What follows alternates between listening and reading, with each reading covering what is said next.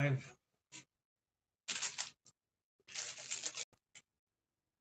morning, everybody. How are you this morning? Day before Turkey Day. Everybody ready?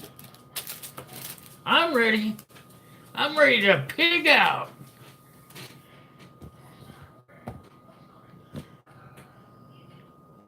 Everybody hear me okay? I got the microphone at the right level and everything. I know we got one guy in here. Talk to me. Come on. There we go. Walker. Hey.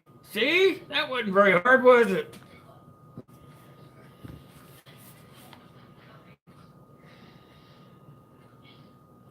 Can't get your name on the list if you don't at least say good morning, you guys. Hey, MGB, how you doing, buddy?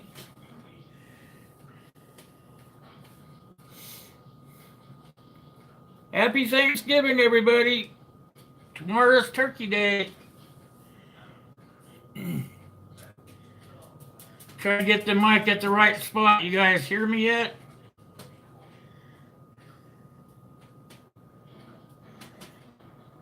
Hey, Jason, good morning.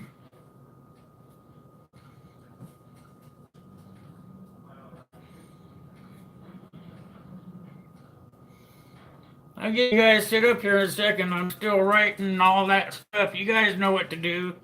Talk amongst each other while I finish setting up. Same thing we do every Wednesday.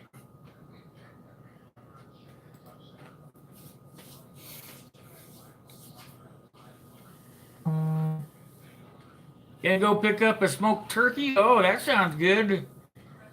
Redwater, good morning. You must be new.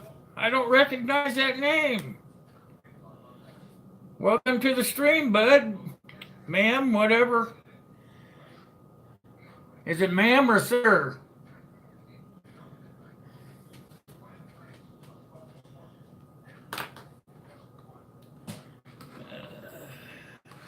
There I am. Third time here. Oh, okay. Takes me a while, sir. Welcome aboard then, sir.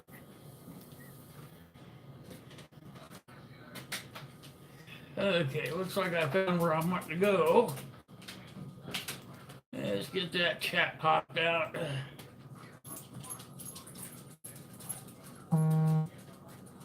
There we go. Get this thing a little bigger. Hey, Norco, how you doing? Keith Gregory, welcome. Good to see you folks.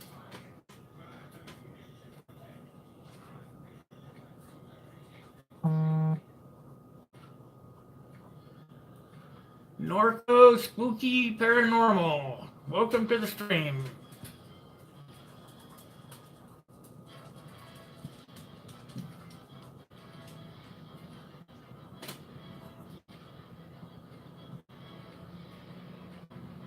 Good to see you folks. Everybody ready for Turkey Day? So I got my camera over here and I got my laptop over here. This shows me the chat. This shows me you guys. So if you see me going back and forth, it's so I can keep up. Mashed potatoes, stuffing, what else? Mashed potatoes, greasy stuffing, rolls, pumpkin pie, and turkey. Yeah, sounds good, Jason. Woohoo! Sounds real good, buddy.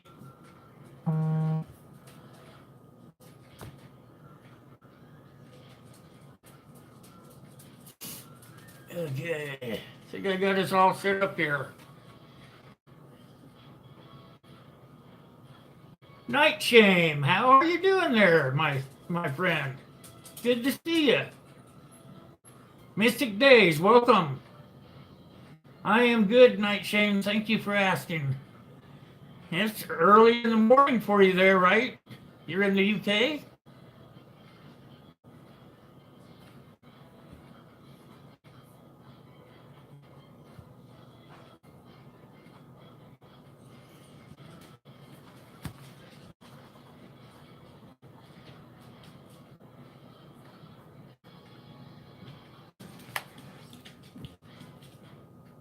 Oh, you're in California. Okay.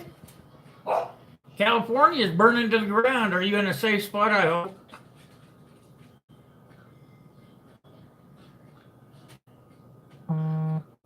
Good job, MGB. That's what I want you to do. Make sure you guys are supporting each other up and down the line. That's sort of like the new channel. Not the new channel, the new live stream I'll be coming out with. I'm hoping before the end of the year, but we'll see how it goes.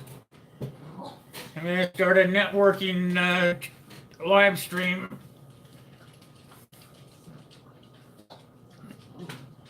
Try to get everybody working together, sharing each other's secrets as to how they get there and whatnot. Try to make everybody popular.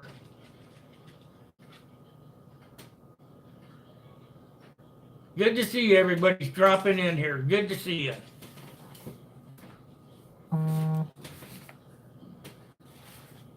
Let me see. 1, 2, 3, 4, 5, 6, 7, 8. Yep. Good job, guys.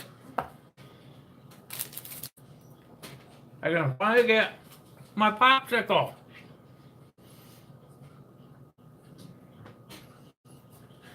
All right.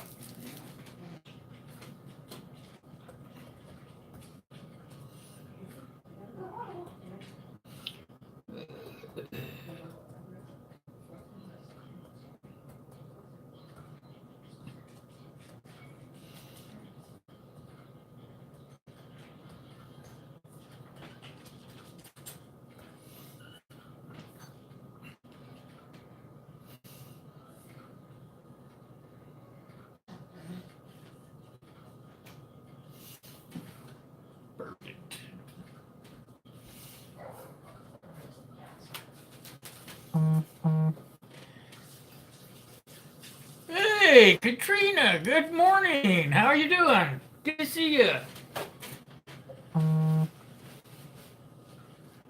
How the heck are you? How's the weather in Washington?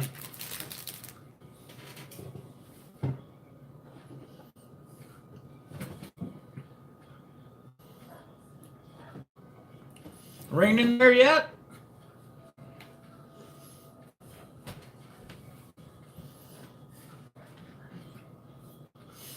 You guys heard Walker. Don't forget to smash that like button. You guys are staying true to form. We got 8 and 8 working out perfectly. Want to thank everybody. Another thing about the 2K push, you guys, don't forget, it's right around the corner. Trying to see what we need here. Darn it. There we go. Hold on a second.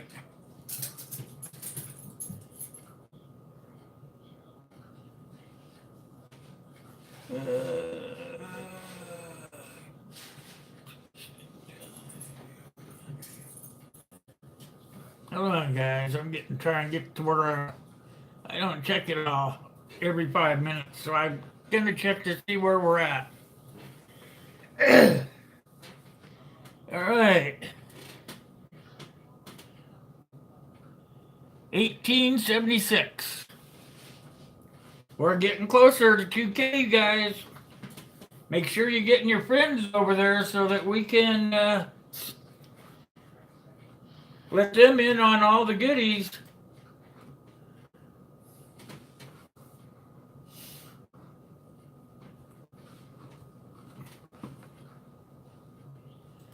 I will be doing a goodie video here very shortly, probably next week.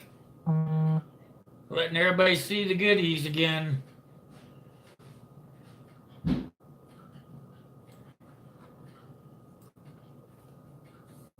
Some people were asking me if they could donate stuff to the drawing. I don't care. It's up to you. I'm not asking for goodies or anything. I'm just saying that some folks have been asking if they can contribute. The answer is yes. I have 3 categories I got three categories, so I have three drawings. One, two, three. Oh, I see Virginia. Hey, how you doing, Virginia? Good to see you, sweetie.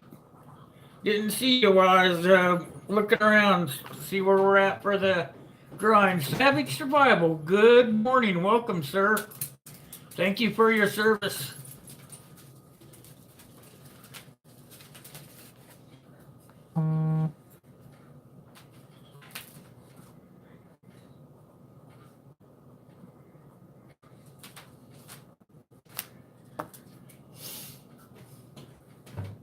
Hey, Mr. Kronk, how are you this morning? Good to see you. I didn't know if you were going to make it or not.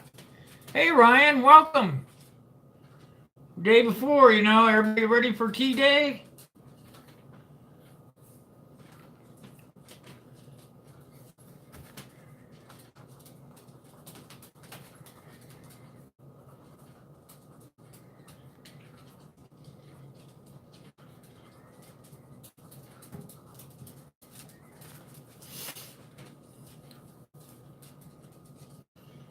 Idiot of the day. Good morning to you, sir.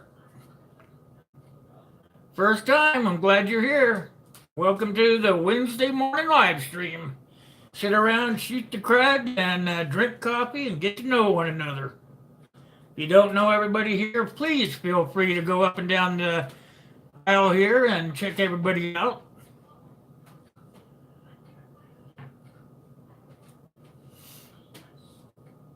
Absolutely.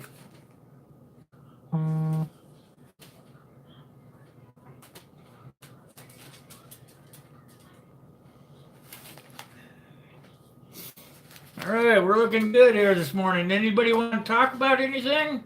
Anybody listening to the book that I'm starting to do now on Tuesdays?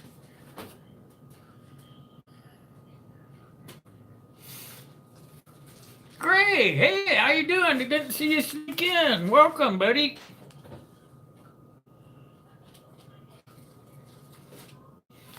Welcome.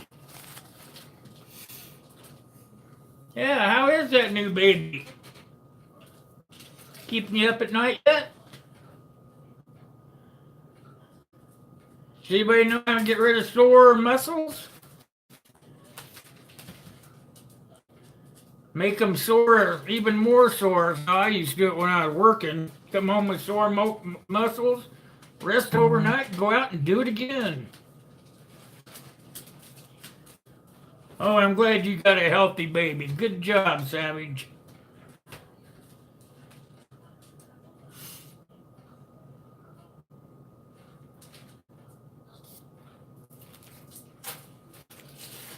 You getting that software to work, Walker?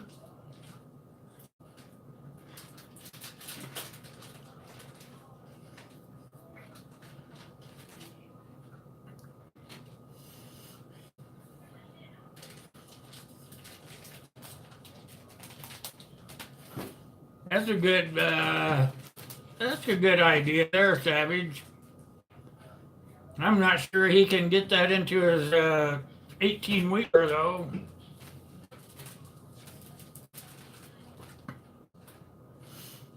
You're gonna sling it all out the door. You've been known to do that before, Walker. You better watch yourself. You're gonna run out of stuff pretty soon. That's right. You tell him, Keith. He's gonna need running shoes by the time that thing gets up and going.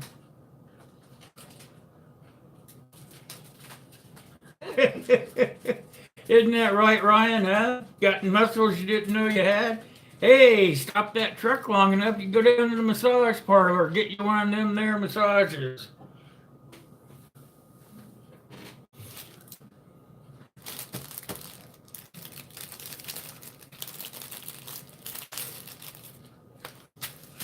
That'd make you forget all about those muscle aches.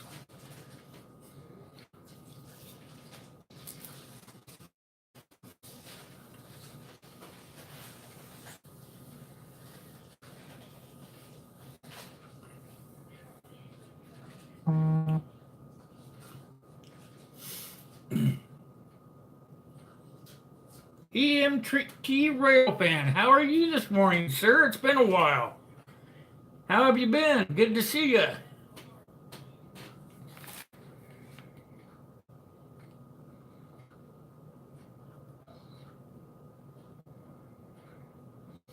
Good to see you, sir.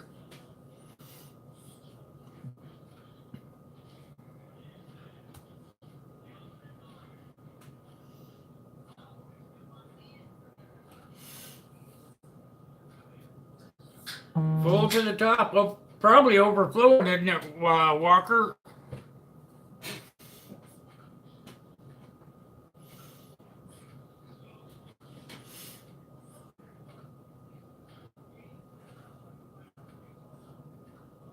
You spent some time at the track, huh? So you got to your father's house? That's cool. So you're off till after Tea Day then?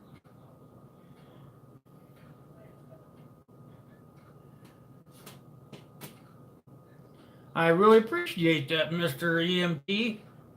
The same to you. I hope you have a happy one, you and yours.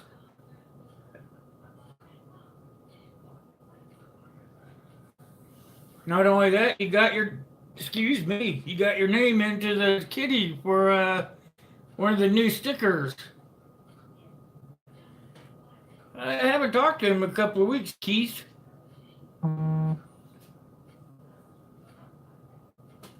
So you got time to run down to the massage parlor, Ryan. That'll get those muscles limbered up. Limbered up or stiffened up, one of the two.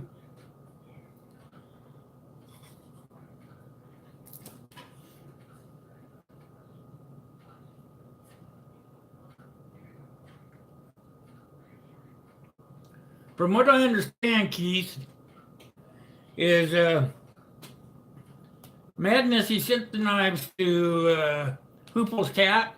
Hoople's cat's got his knives in there.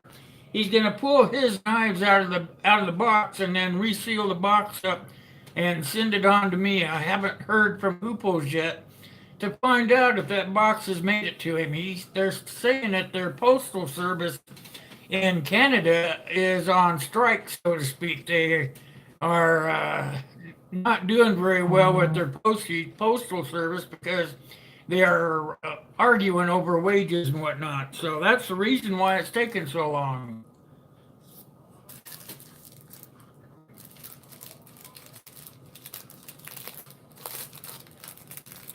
We got two people agreeing to that story, so I'm thinking it must be true.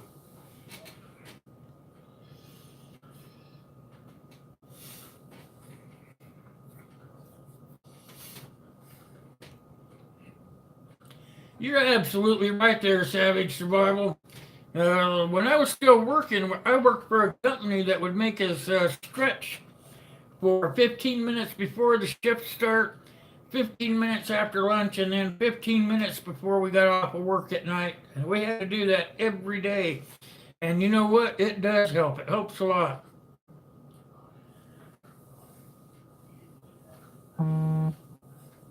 Oh, we have another guy. Idiot of the Day says that he is from Canada, and that is exactly the issue. I appreciate that, sir. Trying to get some knives, put some sheaths on over here to the States from Canada. We're just having a heck of a time with it.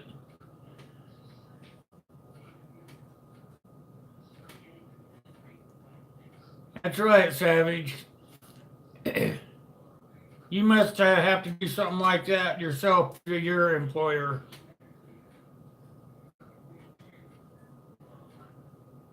Jump boots, whoa. Serving from my home. Hello there. How are you this morning? Welcome.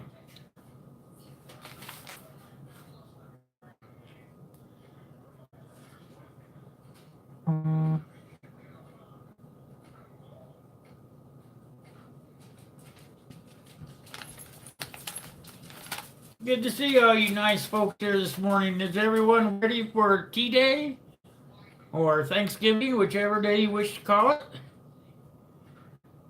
No, sir, Keith. I even texted him. I tried sending Jerry a text message and got nothing back. Not sure what's going on. Maybe he just decided to hang it up. That was kind of rude of him after all the nice people that he met here. Could have at least told him he was leaving. Last time I talked to him personally, he was in Denver headed for California, so I hope he didn't get stuck in those fires. Yeah, I don't think it's good either, Keith.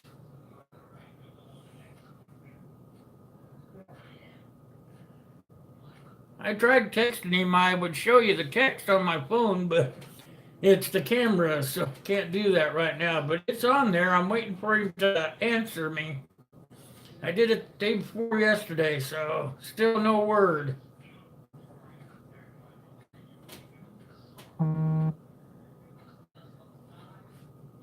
I don't know. See, he's looking for work. Maybe he's just working. Maybe he's either looking for work or maybe he does it for work. Happy Thanksgiving to you, sir. Thank you for dropping by. I hope you have a great Thanksgiving. I'll see you down there on the tube, BMT.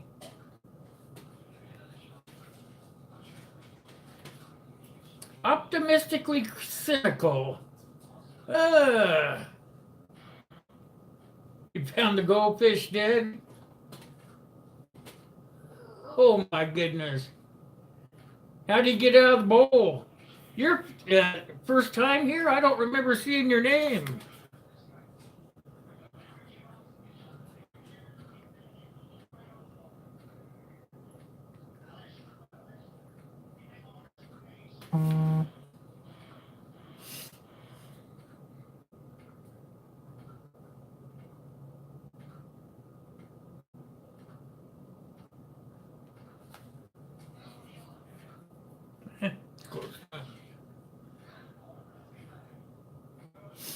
Lily in the Wild, welcome, Miss Missy. How are you?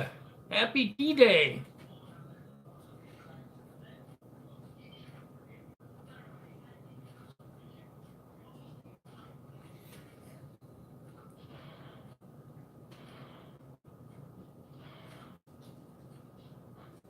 You got an extra excavator coming. Are they gonna work on the drain field finally? Hey, Joy Stewart, I didn't see you sneak in. Welcome and happy Thanksgiving to you as well, my friend.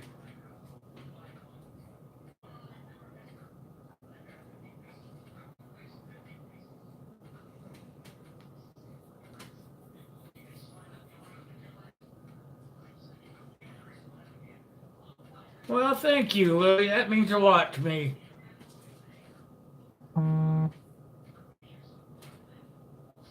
Well, you guys remember, if you don't know each other, get up and down the line here and make sure that you introduce yourself to each other and get to know each other from their sites. Support their sites and don't forget to go back and visit them over and over again. Well, you guys tell me something about how you guys do your networking. Somebody snuck in here that I haven't got. I don't see it though.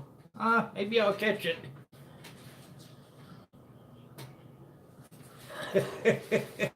Marius Gabriel Burya?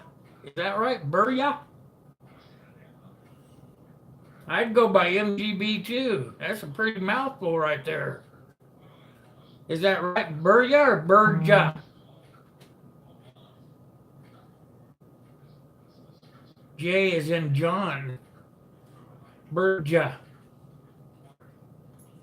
Gotcha. Thank you. Appreciate that.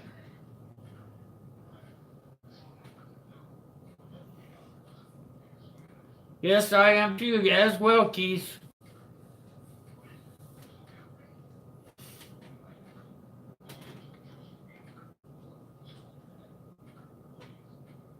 Your mom cooking in the kitchen today, Lily, or are you all you ladies gonna do it together? Get ready for tomorrow.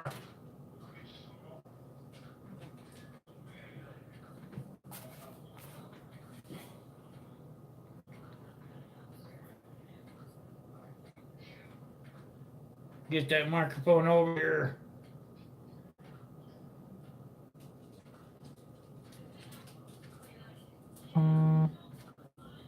So all the ladies in your home gonna pitch together and do the Thanksgiving thing, Lily? Yeah, tomorrow's Thanksgiving. Oh, your mom gets a lot of hugs from you? Well, she should get a lot of hugs from you anyway.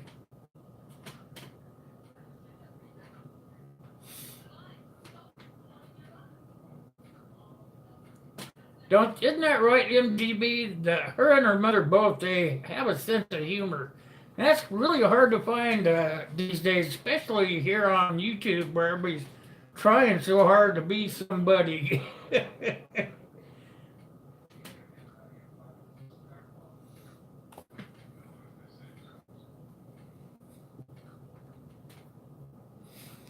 Savage, he says he's thankful for his country, his family, his freedom, and all his new friends on YouTube. Almost 1,000 of them. Oh, right. He must be really close. How close are you, Savage?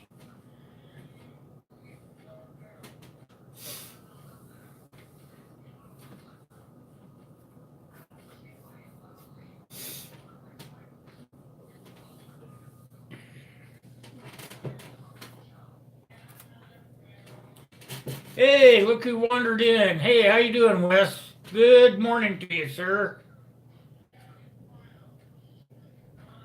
You're thankful for being you? Yep. Yep. Hard to be yourself, isn't it? Everybody, if you're not subscribed to Wes S, get over there and get him. Very wise man. He got some good things going on over at his channel. Oh, you have 3,500. Then why are you proud for 1,000 of them? Oh, okay. Now I see the rest of it. Oh, good job. 35 plus, 3,500 plus. Don't you guys forget to get out there and support each other up and down that line.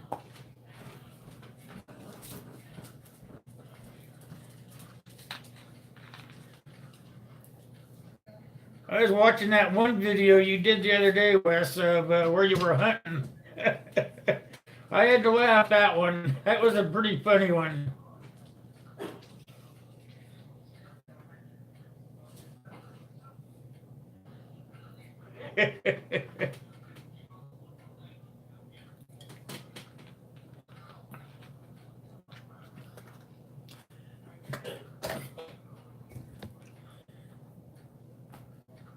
Hey, look who wandered in. Another one. Creative Redundancy. CR, how are you this morning?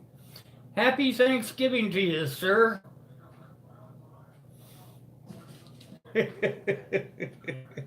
Yeah, I watched that. You missed the can, but something fell over anyway, right?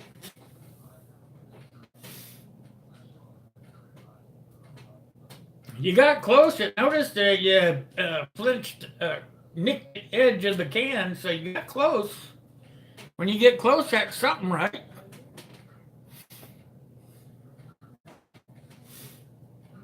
Oh, good morning to you, sir. Everybody say good morning to Backwoods Law. Good morning, Backwoods Law. How are you this fine morning?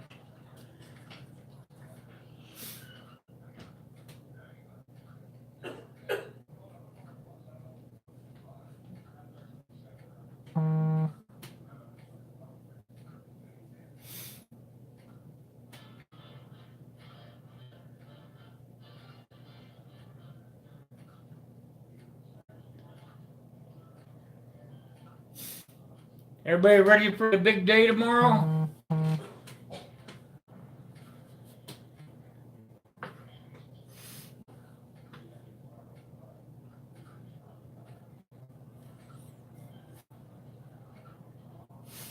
How have you been, CR?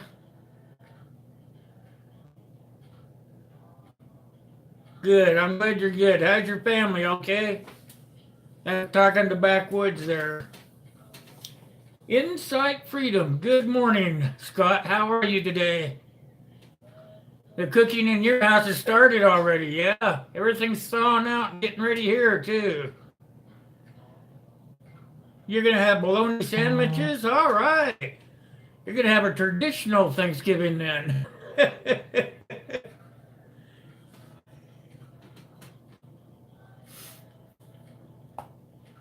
want to I want to thank you personally, Scott, for that great VR you did for me. I really appreciate that. My personal thanks, sir.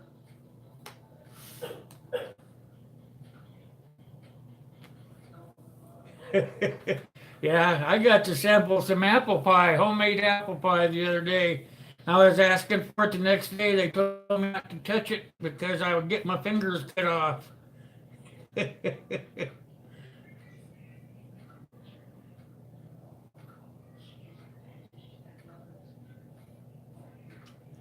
I appreciate that, Scott. That means a lot coming from you, sir.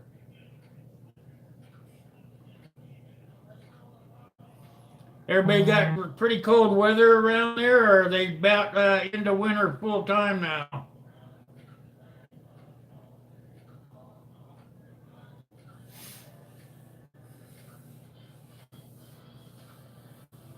Ah, perfect. Perfect job, Wes. Going to somebody else's house. That's the perfect Thanksgiving right there. You get to have all the delicious food, but none of the dishes to clean up afterward. Perfect, perfect. Good morning, Sue. How are you? You're going to be inspecting pears.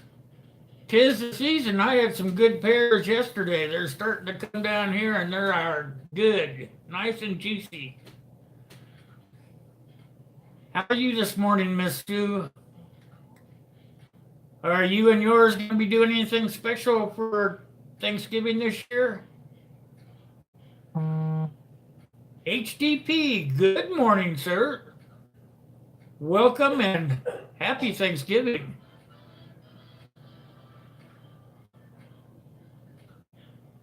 What do you mean you didn't know? Your mom didn't tell you or nothing, Lily? Man, now you're gonna have to go out hunting you down one of them wild turkeys. Maybe you go out and find you a wild turkey in the woods. It'd make a good skit. Go out turkey hunting. When you go and you beat in on him, you go and zero in on the darn turkey. Guess what it is? It's a bottle of wild turkey. Yeah, that'd make a good one. My hair's all fly away. All right, thanks a lot, Joy. I really appreciate you coming by. You have a super duper Thanksgiving yourself, ma'am. I'll see you out there on the tube for sure.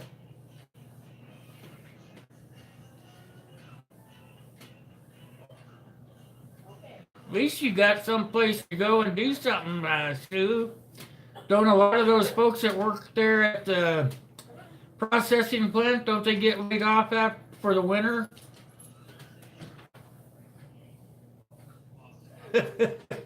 You gotta be good enough to shoot them darn legs first, Wes. You gotta be one of them crack shots.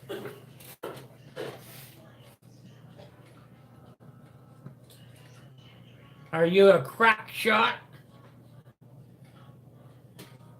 If you're a crack shot, that means you don't break the bottle when you shoot the cap off.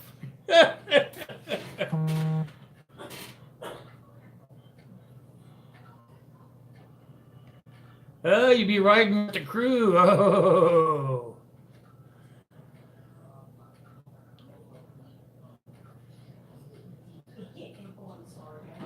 Well, thank you, Lily. I'm thankful to have you as my friend as well.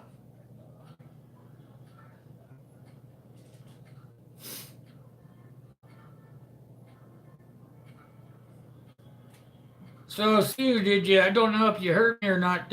Most of the crew here at the plant, they get laid off in the winter. The ones that actually process the fruit and whatnot.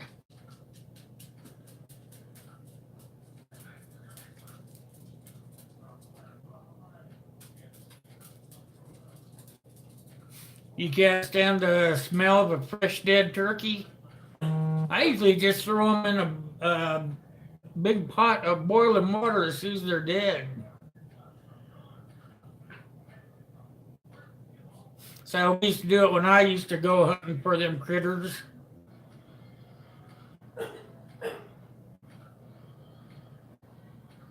Indeed, Scott, we are.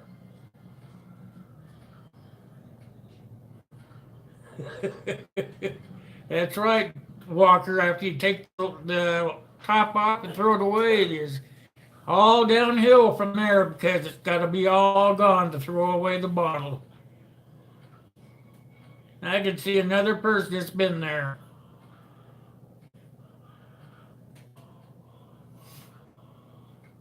Yeah, I knew you worked year round, Stu. I was just wondering about the other folks. I know even in Western Washington where I lived, I would and when I was in construction, the usually the laborers got laid off and all the machine operators stayed for the winter because they would be sent out on odd jobs here and there during the winter, and they would do the machining and the laboring all at one time.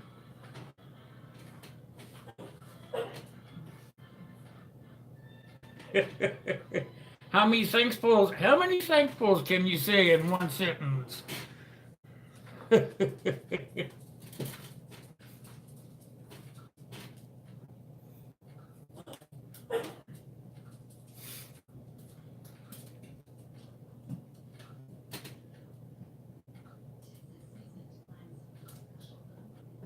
All right, Sue. Thanks for coming. I really appreciate you coming by. You've been missing out here the last couple of weeks, and I know work comes first, so I know we'll catch up later down the road as the winter gets worse.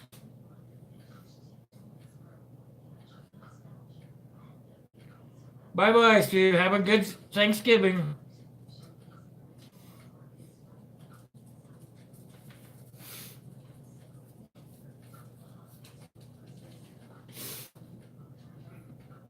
How's the weather where everybody's at? Getting cold here. We had snow the other day, a couple of inches.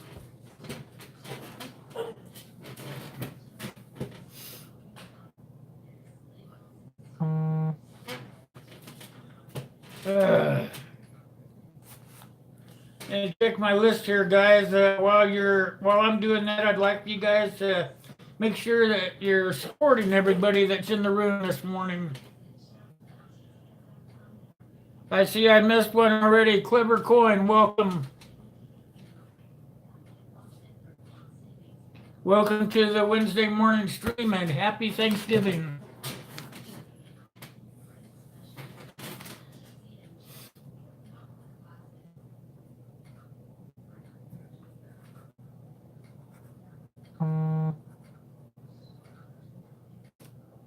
Man, you got a long name, CR.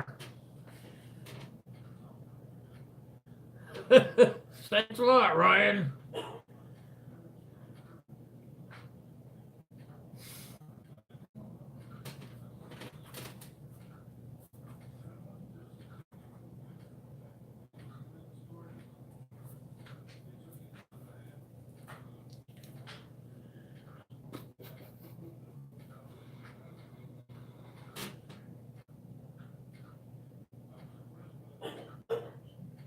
I think we got everything. David Bowling, good morning. Welcome. Happy Thanksgiving to you, sir.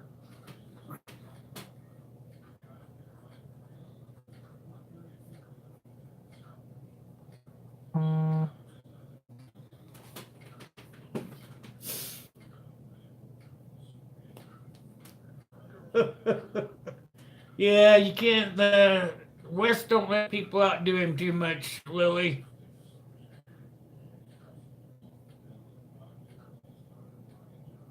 Me too, Keith. Me too. I am thankful for God to let me have one more day on this thing we call Earth. Good job, Keith.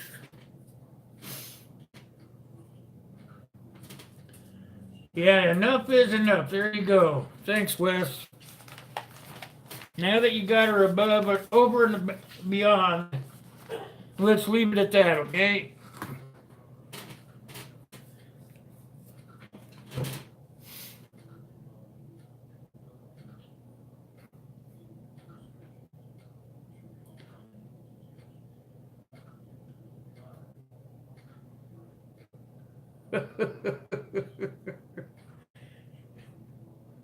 Turkey, I thought they only gave a pardon to the turkey that was going on the White House table.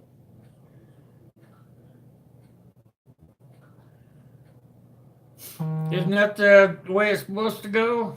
Is that the turkey gets pardoned so that the president and their family can have him for dinner?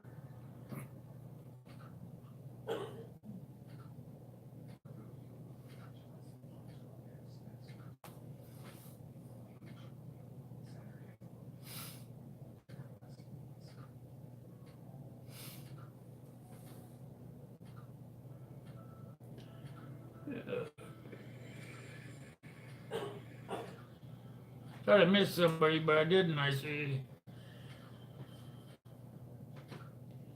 You guys keep it up, we're going to have to give away a t-shirt on Saturday. Keep bringing your friends, I love it. Thank you.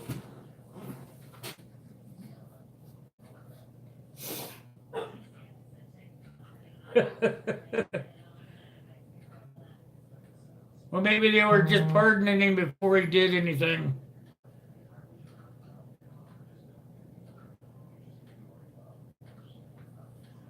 Pork tenderloin. Oh, that sounds so good.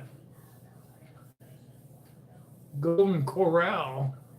There you go. You just go let somebody else do all the cooking.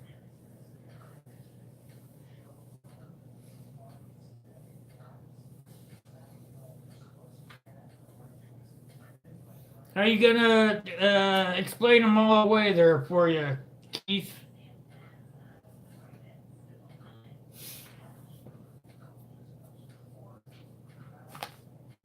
Yeah, we usually switch off between ham or turkey. One year it'll be ham, the next year it'll be turkey, back and forth that way. We do that for Thanksgiving and for Christmas, and that way you don't get overstuffed on one or the other.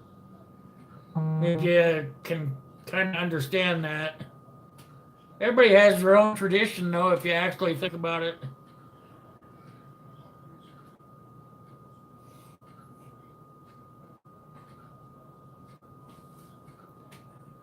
Yep, just tell them you have allergies, Keith. That'll take care of all those meds in your med pack.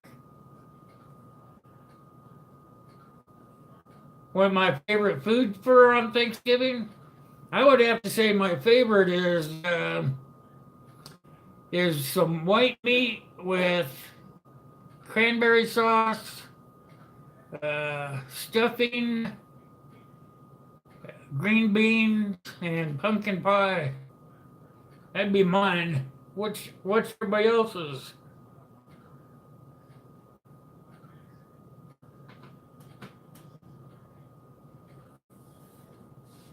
All right, Wes, you have a great day. I hope you get all of your editing done.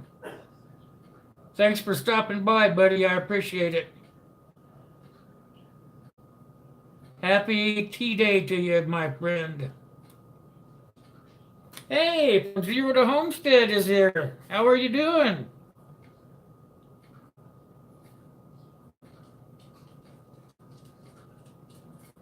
Happy Turkey Day.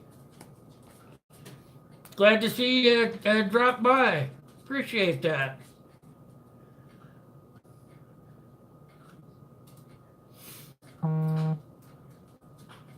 Everybody tell Wes goodbye. He's got to go do some work. I like smashed potatoes too.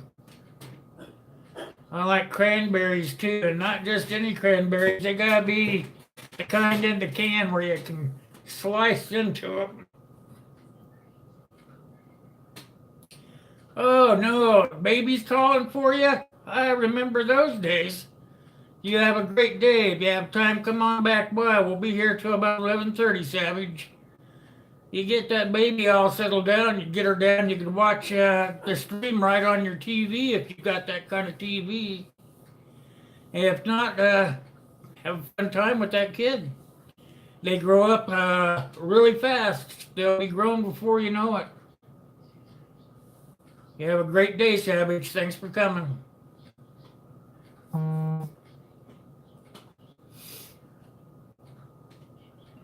Kind of hoping we'd see Hooples.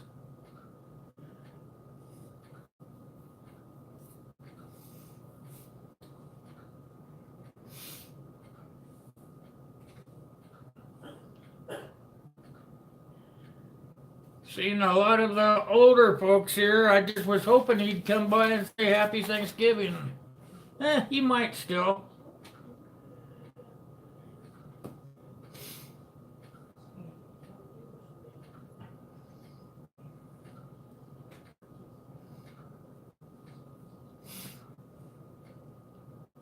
I'll be too full tomorrow to want to do anything on YouTube. I'll be too full. I'll be like a, what do they call that? A drowned rat? Overstuffed duck? I don't know what they call it. I can't remember. Good luck, Ryan. Thanks for coming by, buddy. We'll be here for a while yet. Hour or so.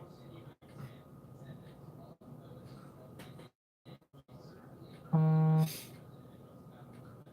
have to start my diet all over again after tomorrow. Been trying to lose some weight, but you can't stop. You have to break your habit on Thanksgiving for sure.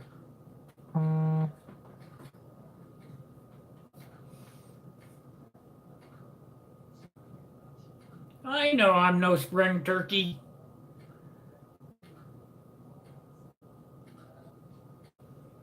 You will not, Ryan.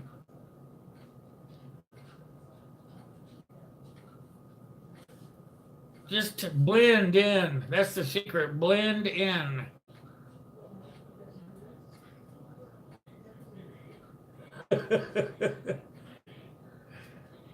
That'd probably be a good thing to do. I never thought about that. Repent for my sins before I do them, huh? Good job. If I only knew, huh? Well, you'll tell me all about it, I'm sure.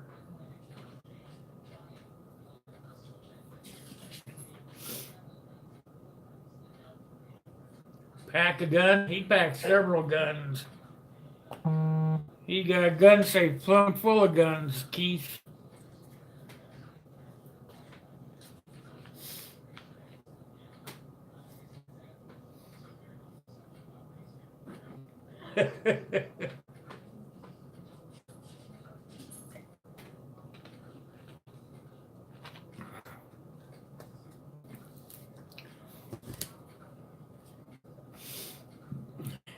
Questionable decisions? You? Right.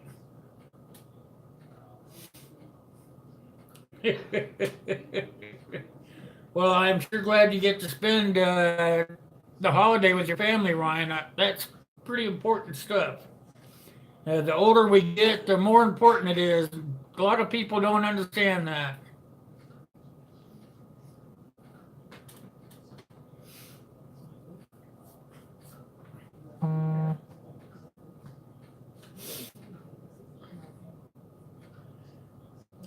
By a show of, let's do it this way. If you're having people over to your house for Thanksgiving, put a thumbs up on the board. If you're the host of a bunch of your family coming to your house, put a 2 on the chat board. So 1 is you're going to someone else's house. 2 is someone is coming to your house. Oh, they're all coming to your house, Backwoods. Clever coin. We got 2 2s. Who else?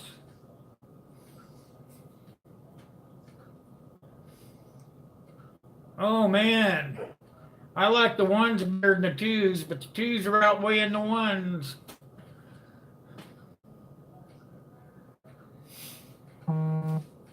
It's all fun though, huh? It doesn't matter if they come to you or you go to them. Three? Where'd the three come from? Oh, of course, it came from CR. No family. Oh, come on, Keith.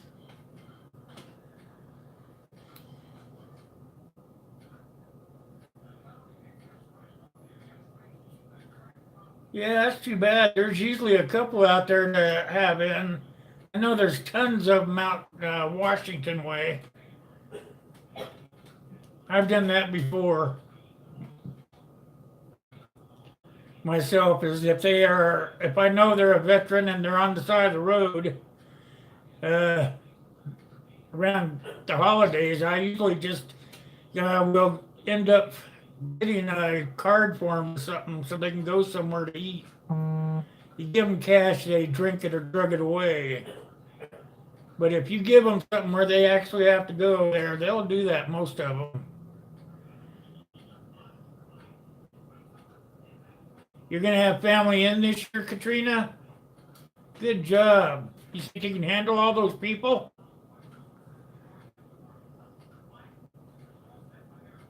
Three. Three is when you don't have to do any of it. I guess I forgot that number then, huh, Gray? One, you're doing it, you're having folks in. Two, you're going away. Three is you're not doing either one. You're going to stay home and do nothing or go to work or something like that, I guess. Good idea, Gray. Three.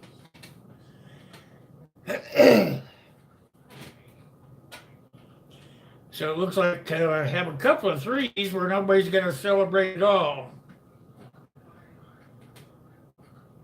And it looked like it was about even Steven on the ones and the twos. 1, 2, let's see. Oh, wow.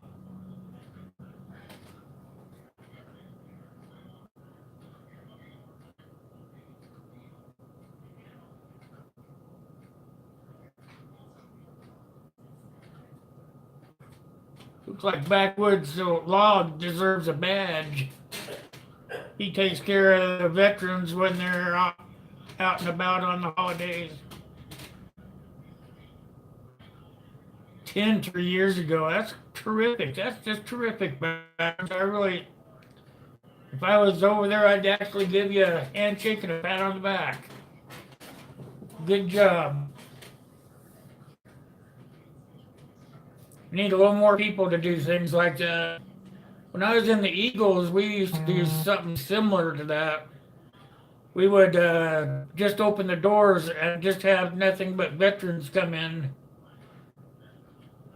for dinners and whatnot.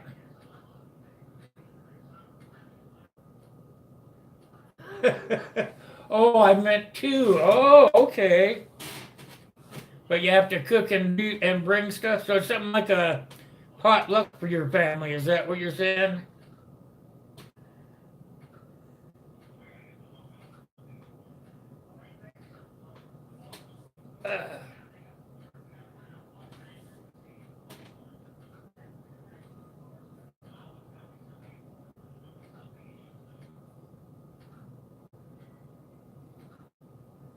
What's SGM stand for?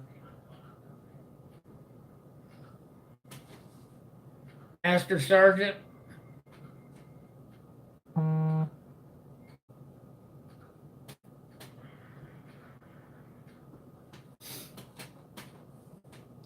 I used to always try to do something for them.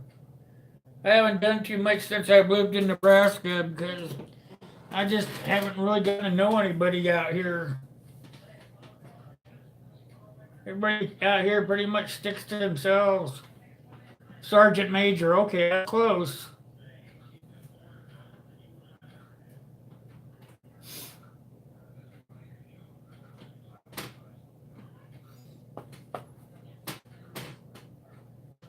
I don't know what I was thinking when I said we moved it back to Nebraska. I don't know why I did that, but here I am, here I stay, so.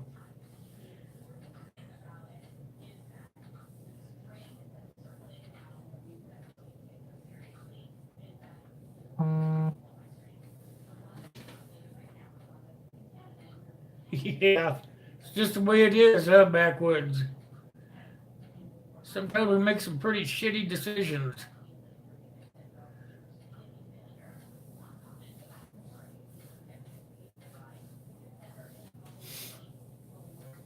It really wasn't that shitty of a decision. Yeah, they have a few of them, yeah. Actually, they have a lot of Air Force bases. They have a lot of the underground missiles around here. So, yeah, they have a lot of jet jockeys out here. Oh, no, they haven't closed down. They have them around here because, like I said, my dad worked for Boeing and they put all the missiles under the ground, during 60s and 50s, 60s, and 70s, So somebody's got to take care of them. Guess who? It's not the Army, it's the Air Force guys. They go out and do maintenance and whatnot on them. Some of them they closed down, and I think I heard somewhere that the ones they closed down, they've been selling off. People have been buying them and using them for bunkers. Now that's pretty interesting that you could buy one and then it would already be dug into the ground for you. But I read somewhere people use them for underground bunkers and whatnot. Wonder if they were to reinstate some the missiles, would they would they foreclose on their silos or what? Make them move out just because they're going to use them again, or would they just build new ones? Do you think?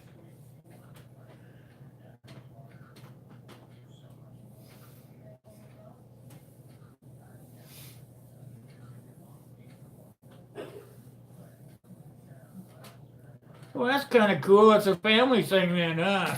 Your grandma and grandpa actually taught you that that was the right thing to do, didn't they?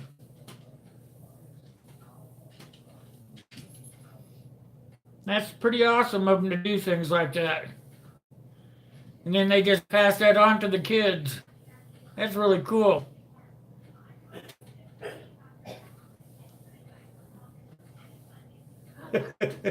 I think you got a point there, Scott. I think they'd rather just build new ones.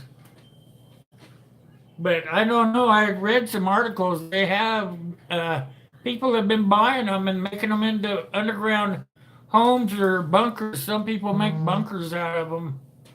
I don't know if you guys saw that one YouTube video, but there's a YouTube video out there of a guy that does nothing but make bunkers in people's backyards and stuff.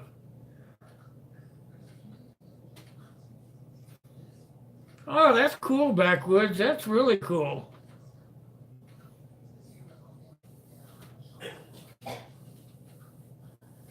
Fort Hood, that's in Oregon? Is that Oregon or yeah, Oregon or Washington? I think that's in Oregon. Excuse me, I'm getting too old to remember all those places.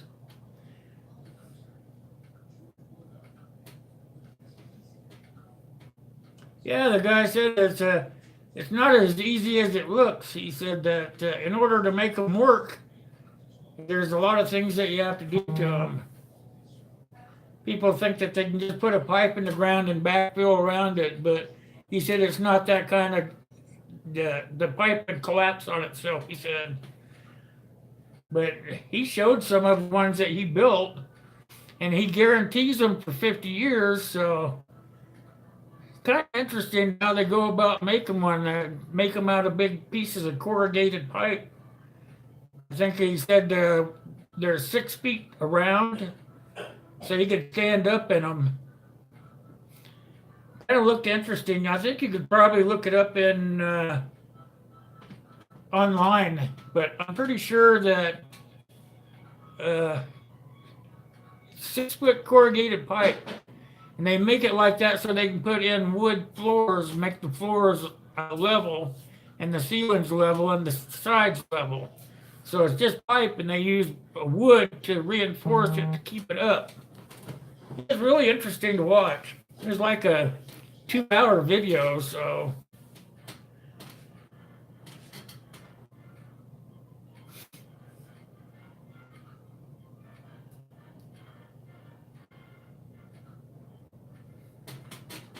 Oh, they made homes out of the ones from World War II.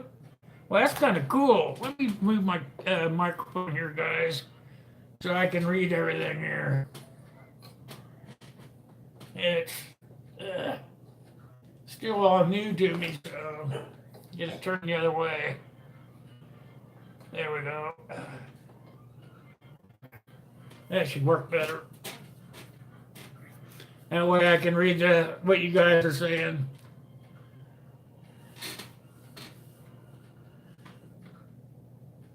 Irish Mama, how are you doing? When did you slip in? I've been sitting here talking, missing everybody sneaking through the door. Good to see you. So what, out on the East Coast, they made some of those into homes? Is that what I'm reading that right, in Charleston?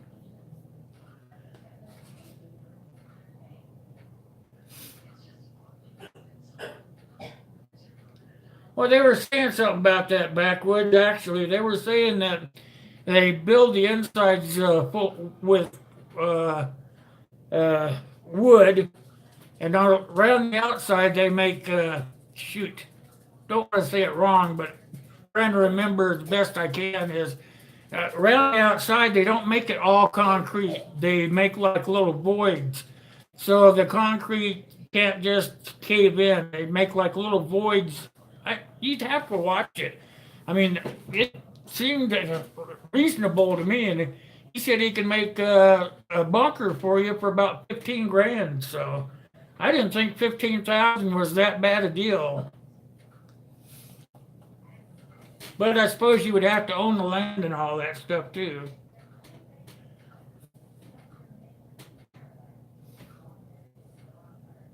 Your housing in Hawaii still has bullet holes from Pearl Harbor. Well, that's kind of cool. You know, I was stationed on Guam when I was in the Navy. The first place I was stationed was in Guam, and I was in the early 70s, late 60s, early 70s. And you know what? Those folks, the Korean guys and whatnot over there, they still thought the war was going on. You'd still get shot at from the enemy. You had to be careful when you're going from the ship to town and stuff, because some of those guys were hidden out in the hills. They really never understood that the war was over. That they thought the war was still going, so they'd still take crack shots and stuff at you. They would have hidden bunkers all over underneath the ground, and they just didn't know anything better.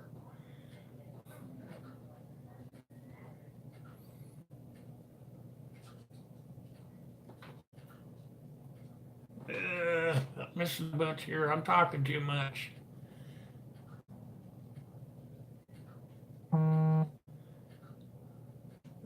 Tuxedo Mask, I didn't see you sneak in either. How are you? I'm sorry about that. I try to catch everybody.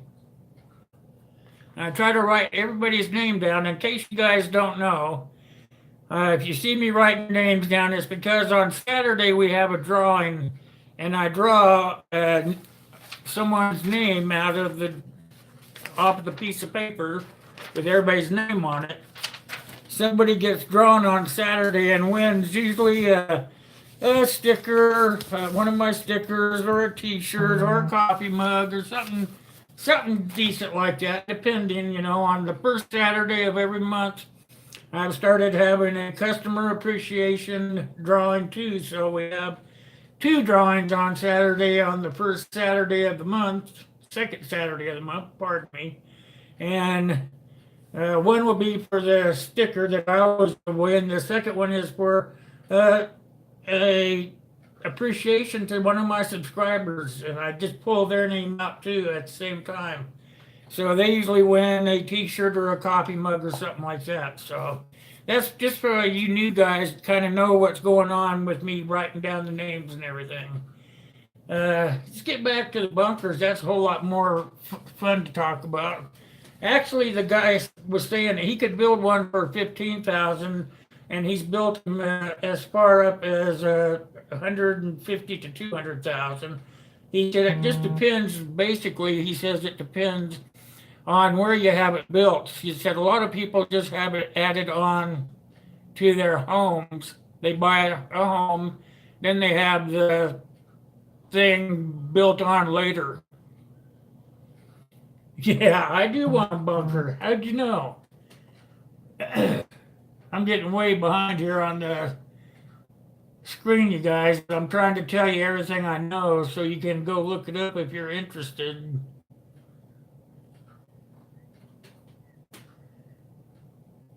Backwoods law. I'm shamed into getting a real mic. I'm not shamed. This is something that you guys, that my subscribers, have actually donated enough money that I could buy me a new mic. And the new mic is building. I'm building on a new stream I'll be doing here as soon as I get everything straightened out with my computers and be able to run green screen and stuff. It's all part of the big plan. But why not use it while you're making the big plan come to fruition, right? So that's what we're doing. I'm using it while I'm waiting on everything else to come together. So I'm trying to catch up here on the talking.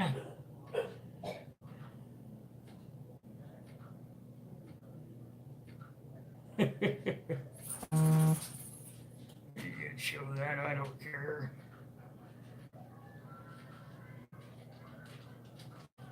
Here we go. Yeah, it seemed really. I thought bunkers would be way more expensive than they are, but they're not. It depends on where you have them built. Like I was saying, a lot of people build a home and then after owning it for a few years, they get into this mindset of they want to protect their family, you know. So that's where a bunker comes into play at is they'll have a bunker added in that will go in from the outside underneath their home or something, and that's where they'll build a bunker for them. Or some people even build bunkers in the middle of their backyards.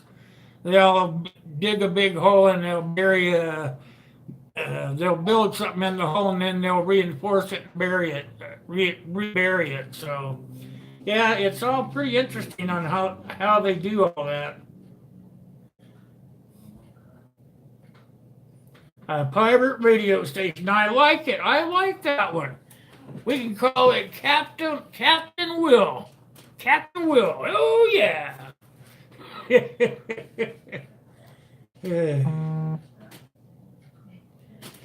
Yeah, I think a bunker would be a good idea, you guys. It's probably the cheapest way to get out of harm's way and keep them from taking you when they come to get you for the FEMA camps.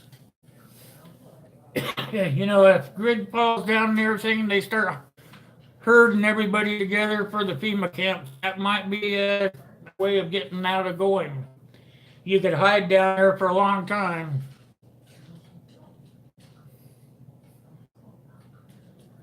Yeah, they did tuxedo mask. Actually, there was.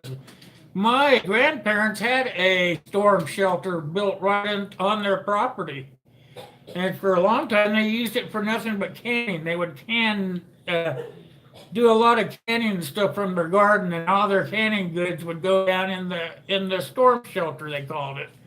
It was just nothing more than a bunker, just a different name for it back then. They called it a storm shelter, but it was actually a bunker.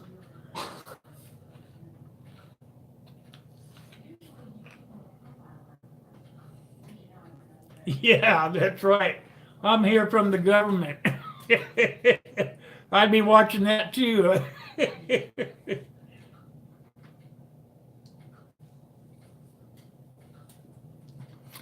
What do they be wanting if they're from the government, right?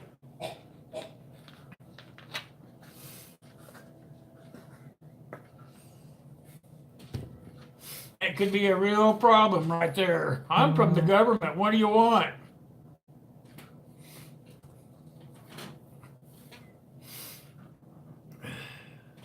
Come on. Gotta get things to work right.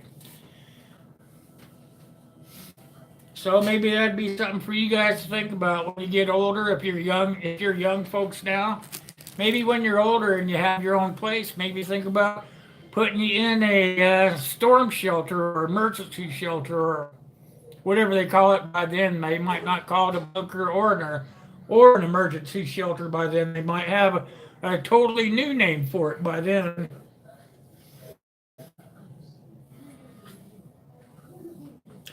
Exactly. I feel the same way, Tuxedo. I would rather die than go to a FEMA camp because they're going to take care of the people that are not so ill. They take a bunch of sick people there. They may not take care of them. They may want to try to save their medications for farther down the road. The only way they can save them farther down the road is not to give them to the people at that moment. That's how I looked at it from the past. They might not give you what you need.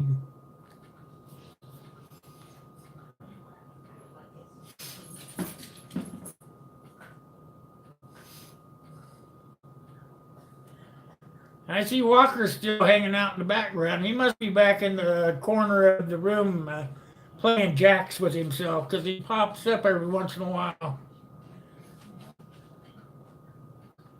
I see he hasn't pushed his computer off the edge yet, so because he can still talk on it.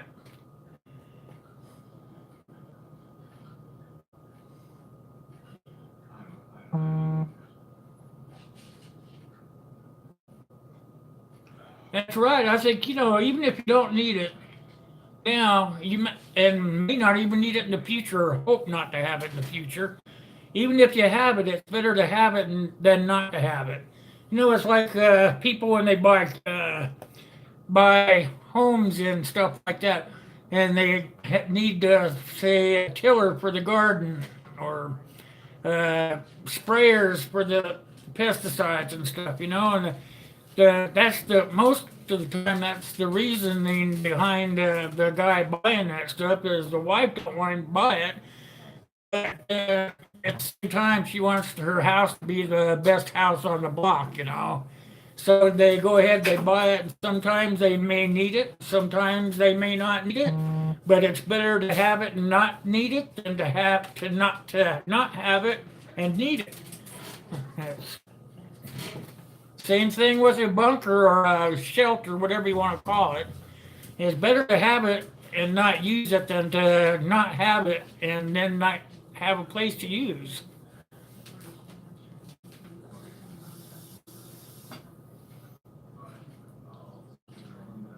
Pod shelters. I've seen something like a pod shelter in pictures.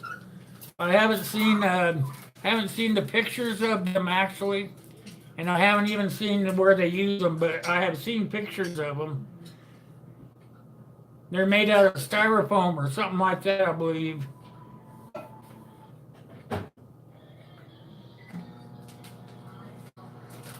Yeah, exactly, backwoods.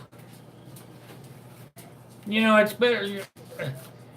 It's better not to have something and hope you don't have to use it. That's what I learned from my dad and my granddad. Was even if you don't use it, at least you have it if you need it.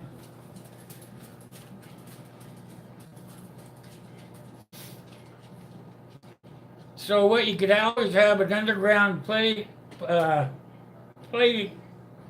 PlayStation for your kid as they were growing up. Go play in the shelter for a while.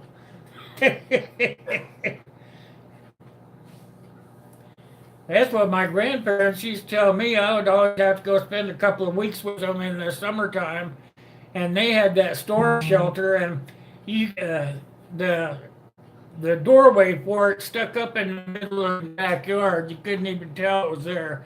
Just this big cement thing that was the doorway, just stuck up in the backyard, and then on the back side of the doorway was this flat cement cement, and we just played out there. We put our toys out there and played on it while the grandpa was doing the yard and stuff. And for years, I never even knew that thing was there. But as I got older, then my grandpa showed me where that door in the middle of nowhere went, and it went down into their storm shelter. Hey, there you go. There, make it a man cave. It's a man cave. Then you got your woman wanting to go to the man cave when something goes wrong. Make sure you got those dirty movies and magazines put away when Mama goes down there.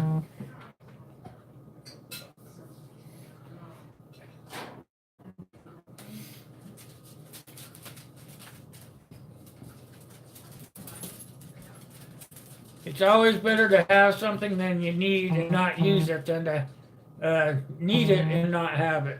That's right, CR.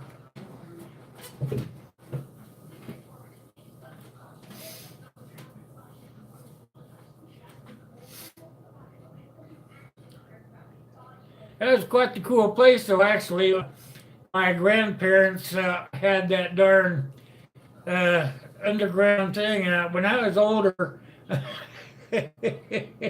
I set up a trap for my brother one time. I put the clothesline. My grandma usually had it down in the back part of the backyard, and I took it down one day and I tied it up between two trees up where we played at on top of the shelter.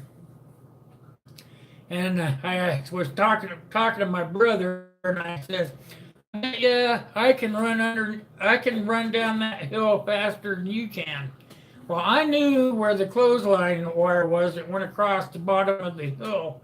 It actually went across the center of the hill. If you were looking, you could see it looking down it.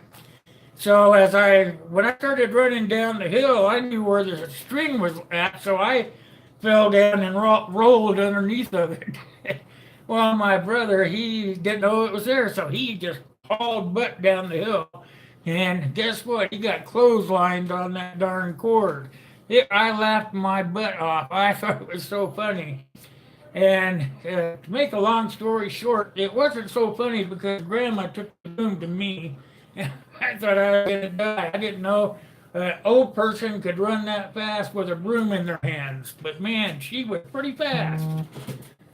I got my ass whooped pretty good with that broom.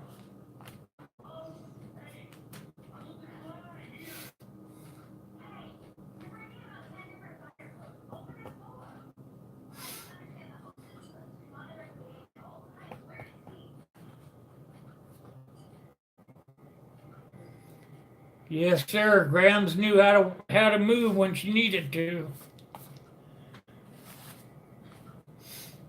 She chased me all over the yard.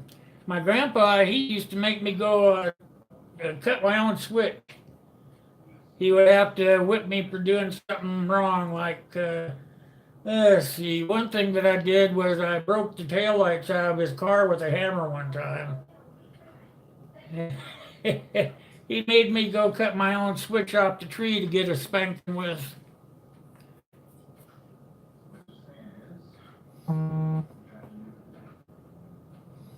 After laughing comes the crying. Yeah, that's kind of a rambunctious child. I got into all kinds of little bitty trouble here and there, you know. Knocked the lights out of my granddad's brand new Pontiac with a hammer. He just yet laughed about it. My dad wanted to kill me, but my grandpa just leaned against the car and laughed, said he's just a boy growing up. I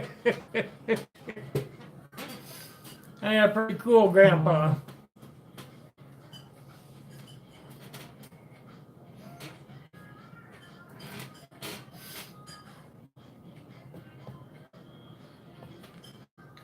I suppose none of you guys did anything like that, huh?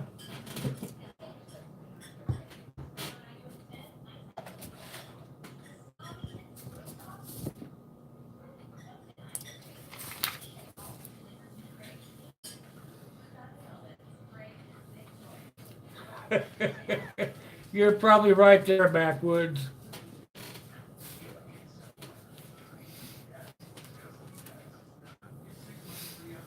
My dad just didn't have the patience my granddad had.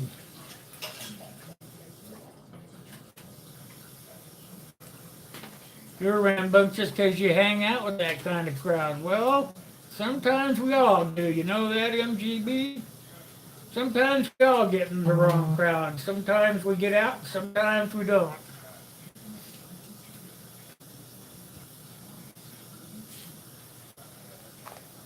Immigrant is a friend. I hear you there.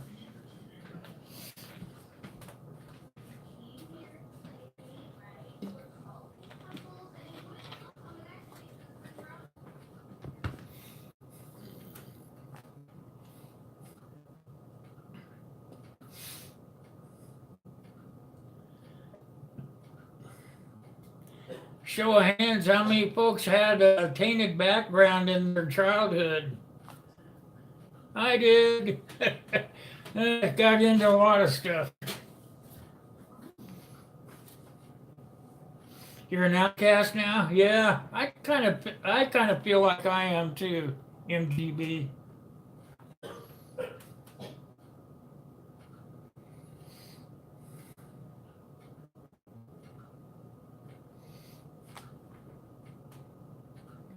You had to wait till you were all grown up. Everybody knew who you were.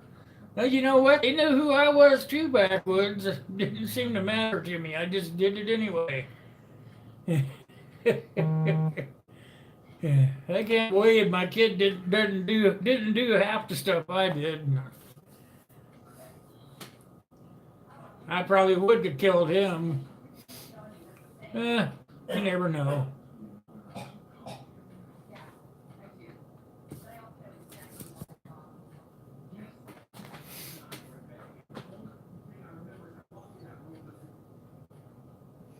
2,500 must have been an academy there.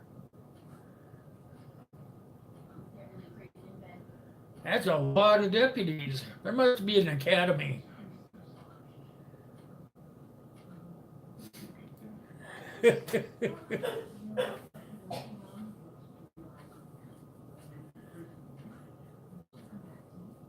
in the middle of nowhere? Is that what you're telling me?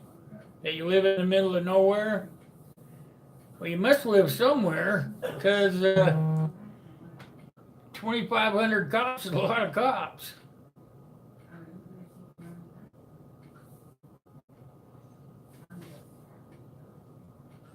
Oh man, you must be from a whole family of law enforcement officers.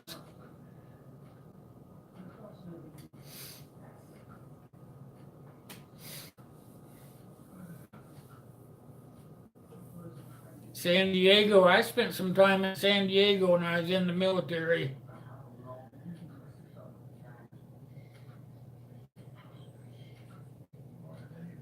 The whole family, huh? Whole family of law enforcement officers. Well, you can't get in too much trouble doing that stuff. I would have thought that you got into trouble anyway because you could have got out of it.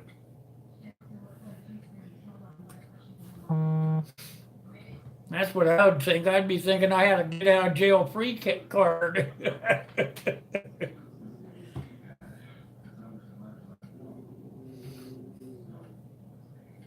Oh, your sister didn't want to be a cop?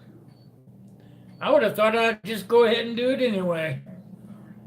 That many cops in the family, you probably would have thought that you had a get out of jail free card.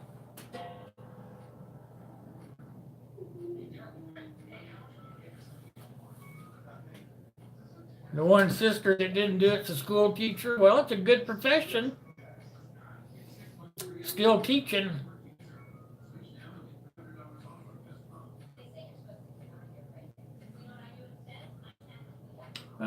Blue blood's nothing wrong with blue blood.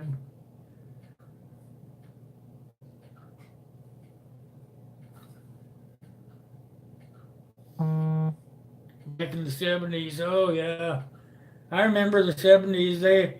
That was when the law really didn't take you to jail. They would take you home and tell you not to go back out again tonight, you know. That's how I was grew up in the 70s, the 60s and 70s, is the cops usually didn't take you to jail. They all knew who you were because you lived in a small town. They said, here, let me give you a lift home. Your car will be here when you're sober tomorrow. So they would take me home, and then I would have to wake up the next morning and walk to get wherever I left it at. Usually it was on the way home from somewhere, but getting up and remembering where it was at sometimes was a big deal. Hey, Jay, how are you doing? Good to see you. Happy Thanksgiving to you, sir. Good to see you this morning.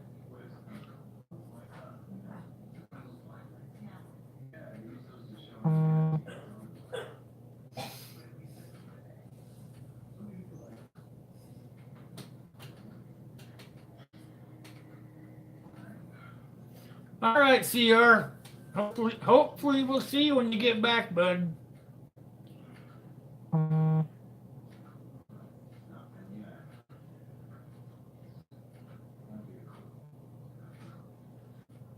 See you when you get back, CR.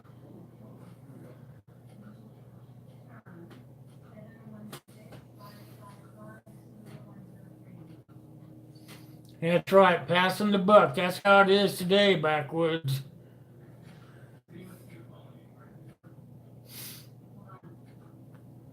They don't do that. I remember the day, you know, go out and get in a little trouble, you know, not really think about it because you knew that the cops were going to give you a ride home. They weren't going to take you to jail. Most of the time, they would just follow you and make sure that you made it home okay. Or that's how it worked for me, you know. Everybody knew everybody, so the cops would either take you home or they would follow you and make sure that you got home okay.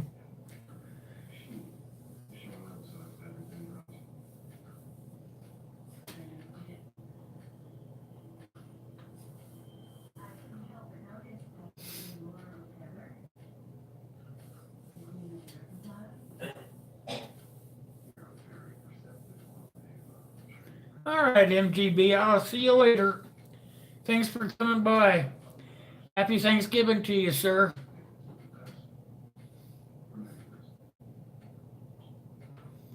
Hey, Jay, what's TTYL? I'll let you tell him.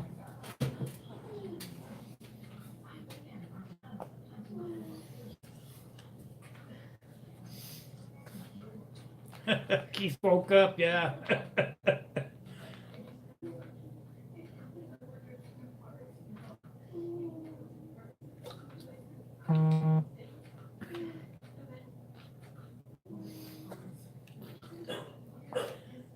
That's probably about right, Jay.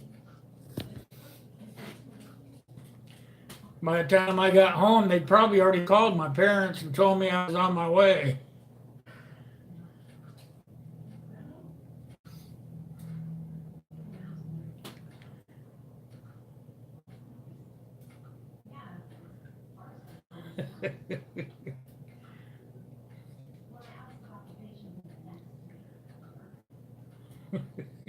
That's what it means, all right. Talk to you later.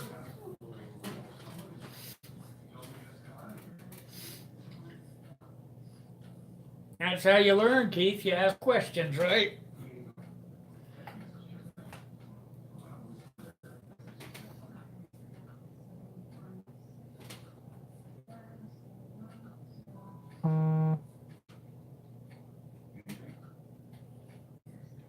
We'll be here till about 11:30. If you want to come back, MGB, get back, and we'll probably still be on till about 11:30. That's what I try to stay on till on morning session.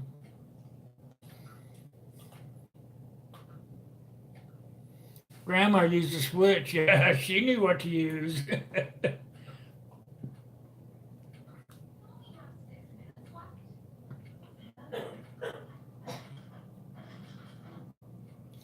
The switch, it didn't go on your butt, you know. She used it right down below your butt, right there on your thighs. Man, would that hurt.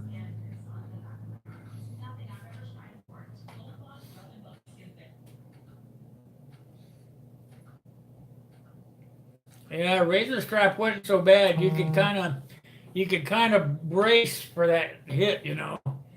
With that darn switch, don't know where it's gonna land at.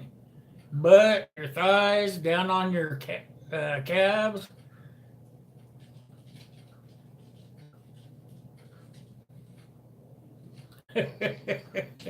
Should have tore it all down. Gave her a flat yard.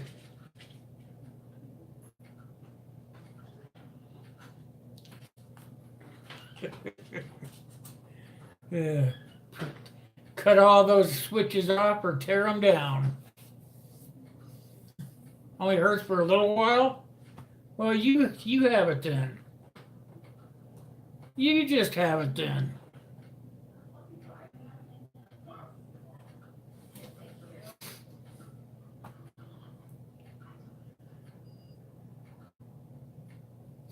I never had electrical cord used on me before. What's that feel like, Keith?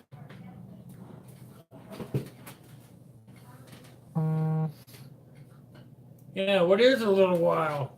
5 minutes, 10 minutes, 30 minutes?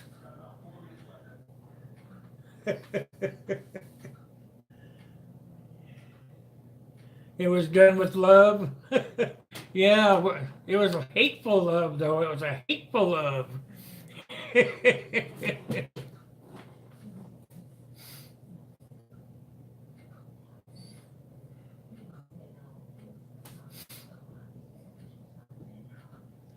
It was, I love you not, I love you. Fuck it.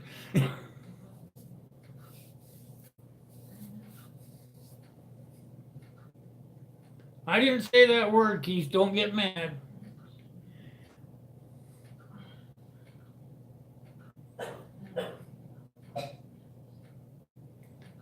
All right, Backwoods. It's good seeing you. Hope you have a great Thanksgiving, buddy. But I don't see you tomorrow, today or tomorrow. I'll see you out there for sure. You have a great Thanksgiving, Backwoods.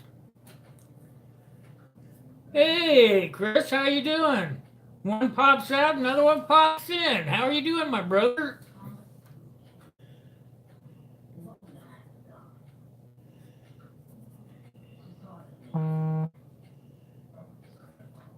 How'd that jerky turn out?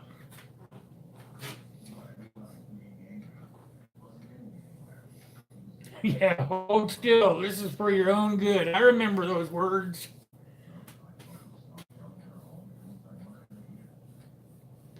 See you later, Backwoods. Have a good day, sir. I'm feeling okay, Chris. How about you? How are you feeling? I haven't been seeing you around as much. You must be having a hard time, huh? Your neck bothering you?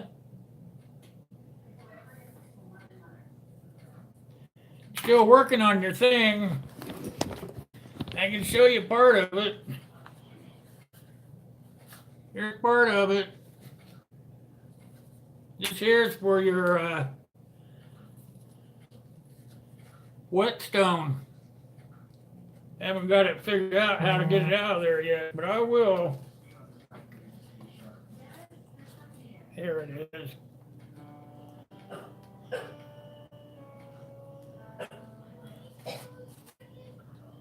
There, something like that there. That's the whetstone. It's gonna be right on your knife sheath.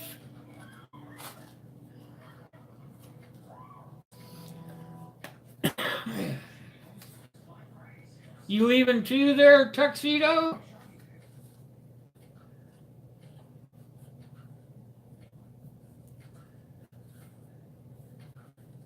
Have you tested it out? Have you tested it out to make sure it tastes okay? I don't want you poisoning me.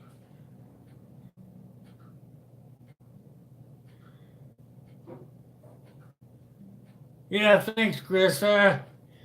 It's gonna be a little better. I'm gonna put a little touch on there just so it's just a special one just for you.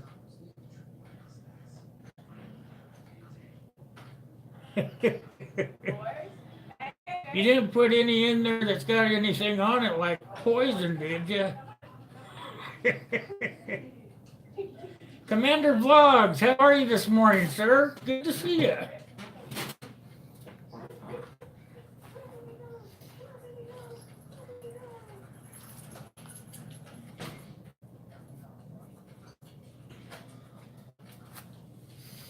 Happy Thanksgiving to you, Commander. Oh, okay. Cool. I thought maybe you were leaving, Tuxedo.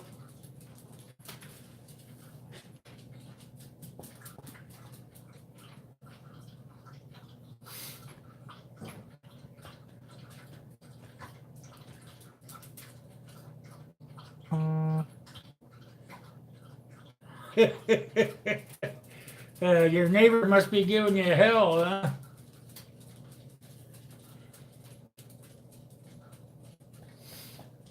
Is that the one that thinks he can come over and hunt your property without your permission?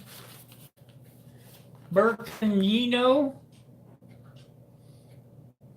Bark-and-Yino. Am I close? Welcome to our stream.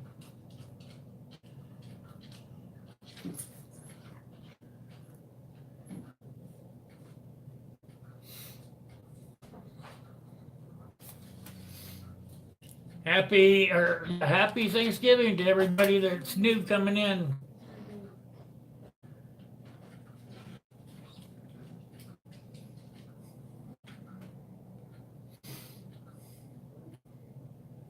Oh, good to see that you dropped by.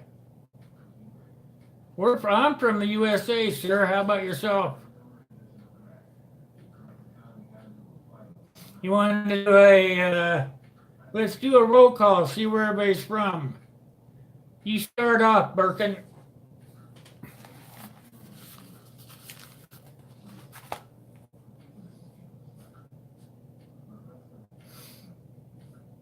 Where are you from, Birkin? You're from Turkey? Oh, yeah, unfortunately. I'm from Nebraska in the USA. Who's next? You hate your country? Well, get a visa. Get a visa and leave.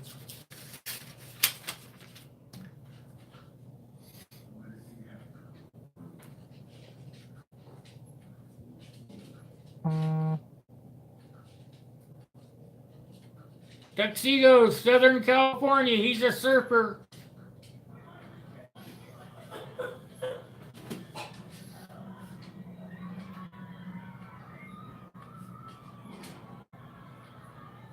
Oh, yeah, you figured that out, Birkin.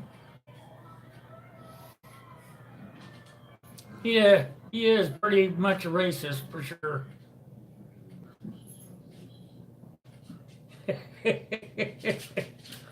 Yeah, well, I used to live out where the Seahawks are. I lived here in Nebraska when they first franchised the Seahawks, and I've been with them ever since. I lived here when they franchised, and then I moved out there. I lived out there for over 40 years. Yep, I'm a Seahawks fan. Truth Freeze, welcome. Must be the first time to this stream, right?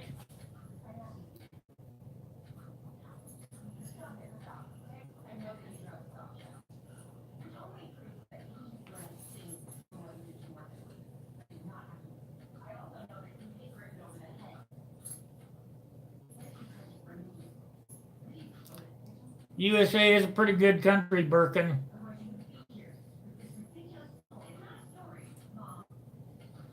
Olympia, Washington, the commander. Yep, I lived east of Everett. Started out living in Everett, but I lived east of Everett mostly. Over towards Stevens Pass area. Somehow you got here. Well, welcome. Where are you from, Truth?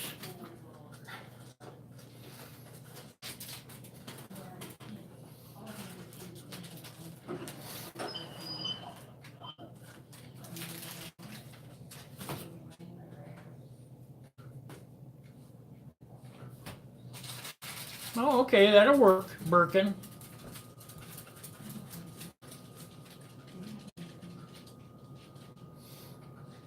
Yeah, I like Washington too.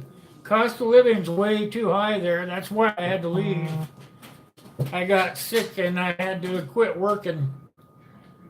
So I couldn't, as long as I made that good money, I could live there. But when I had to quit working, guess what? I could not afford to live there anymore. Buffalo, truth is from Buffalo, New York, you guys.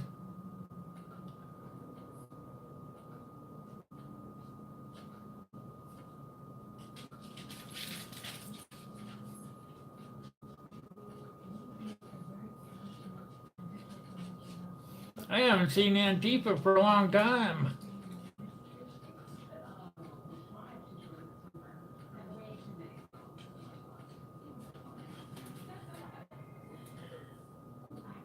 How much is $1 worth in turkey, Birkin?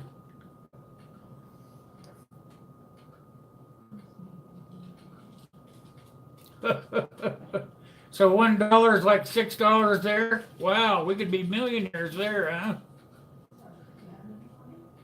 Live very well there anyway. Your economy's all screwed up, huh?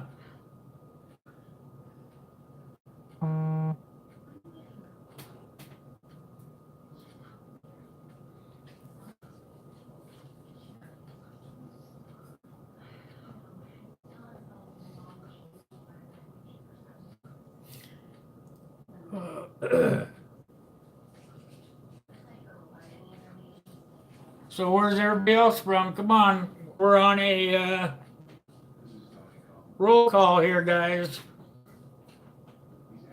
There's 10 of you in here. 10 of you tell me where you're from. Yeah, you're pretty lucky if that's all you pay, Commander. Very lucky guy to have that kind of rent and live there. Especially in Olympia. That's gotta be pretty hard. Jay's in Missouri, you guys.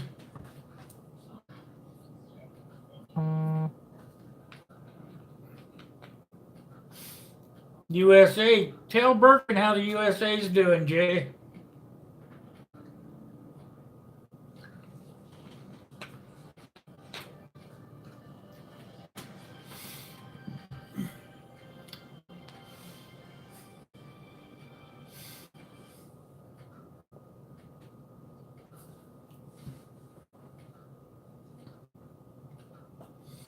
Yeah, if I could have $400 rent there, I'd probably stayed there.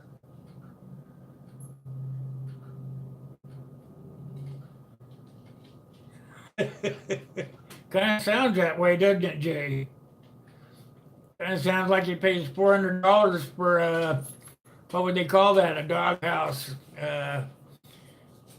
bachelor apartment.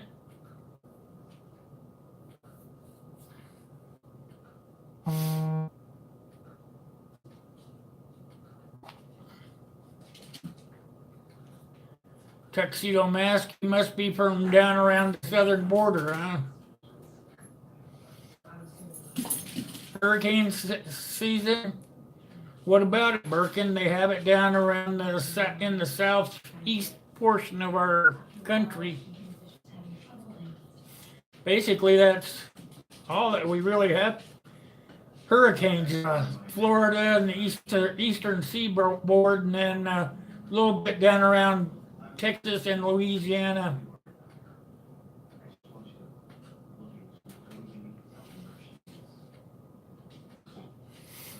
All sorts of rumors, yes, indeed. If you believe everything you hear or read, you'll probably be in trouble. That's my opinion, anyway.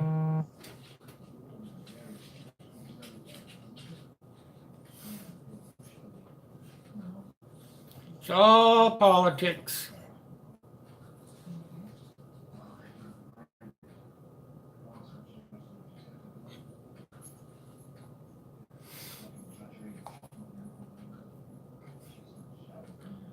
A 3-bedroom house with a big backyard. Well, it must be family owned then, right?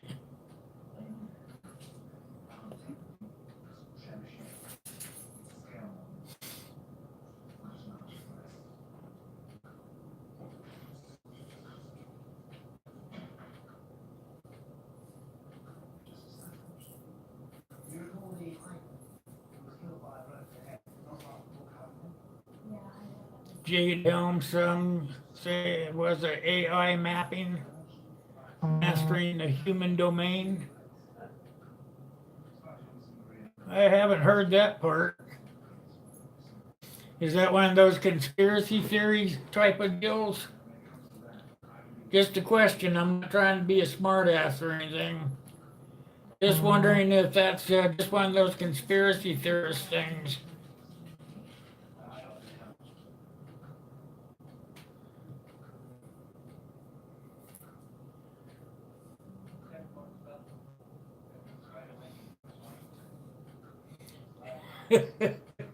It's all BS and it's probably bad for you, but you have to pay attention to it. That's what'll keep you out of trouble. Food Forest Permaculture, welcome. How are you this fine morning? Good to see you.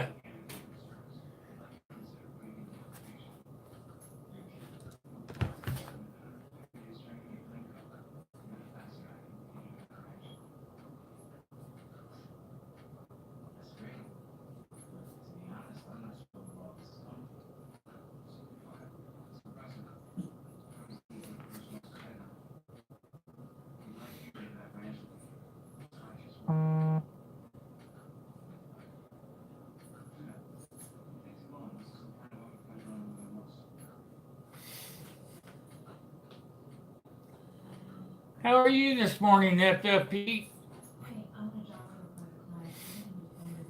Good to see you. And happy Thanksgiving, by the way.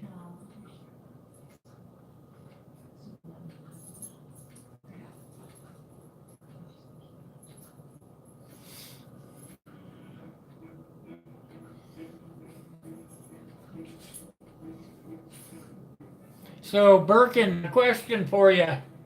How come you would come to the U.S. if you had a chance? Tell us why.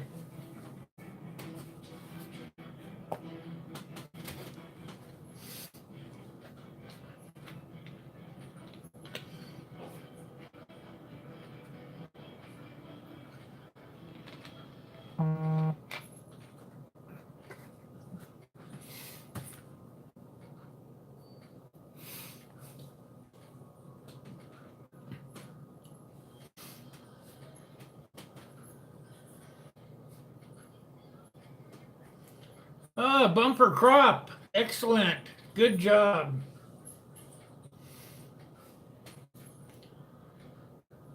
I bet not a lot of people can say that, sir. Bumper crop.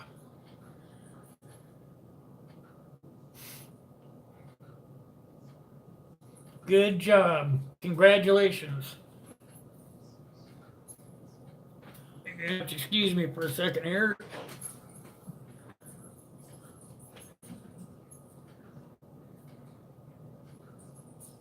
There, now I can see a little better.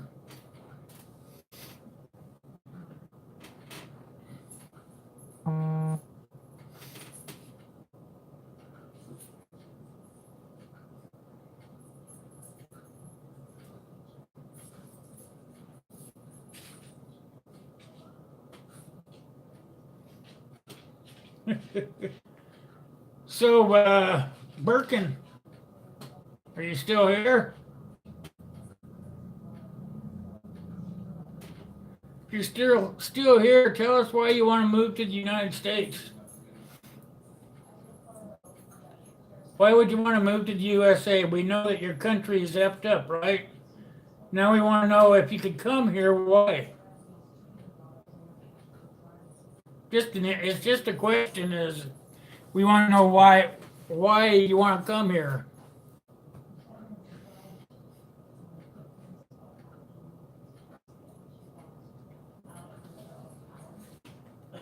Many of you will. It's getting worse every day. Okay. We can comprehend that. I can anyway. What would you do if you came to my country? If you were to come to the USA, what would you do when you got here? I guess that'd be the best way to put it.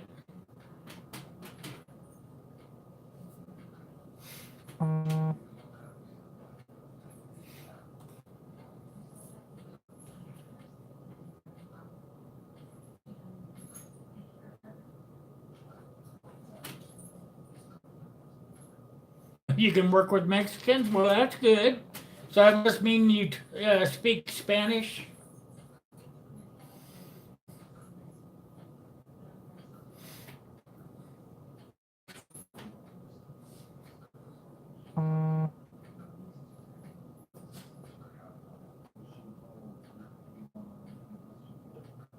Oh, you were joking. Okay. So you don't speak Spanish?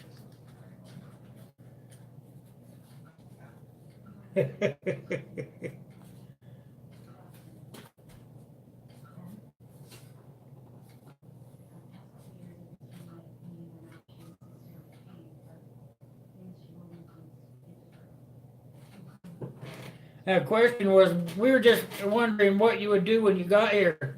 Do you have a trade?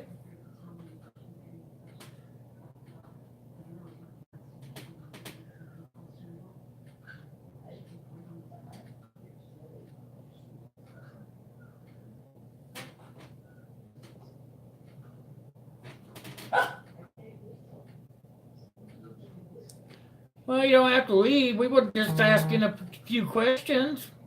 Have a good day if you are leaving, though. But we were just wondering if you had a trade to come here with. We don't mind if people come if they come the right way.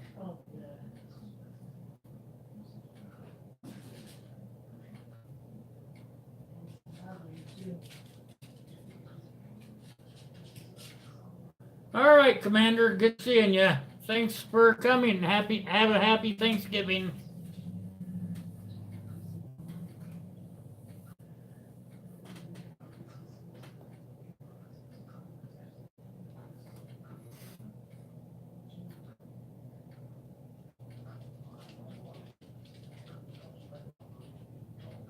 Yep, I agree with their FFP.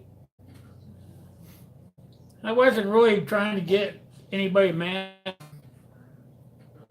I was just saying.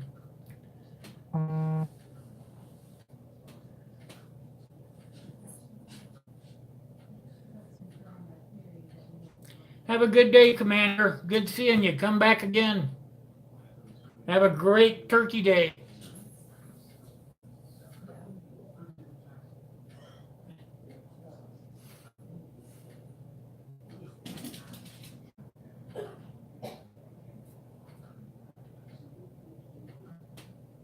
Yep, I think they should be allowed to come in. They should have a what do they call that? They should have a trade though. Like I have a trade. I have a trade. What? Yeah, I think you're right.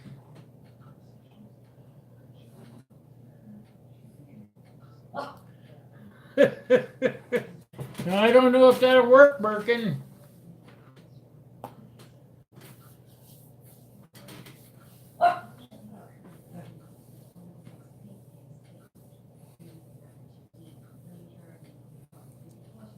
Skill sets are golden. Yep, exactly. You can teach them to people too. If all hit breaks loose, in an SHTF situation, we're going to be relying on teaching other people things so that they can survive as well. That's why I don't think that Birkin should be upset, because we just want to make sure he has a trade. He may want to pass that on to someone else.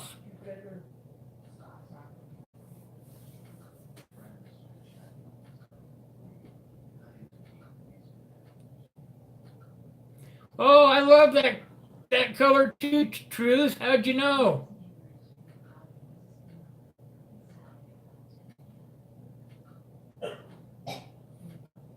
I really don't know that much about it, Birkin.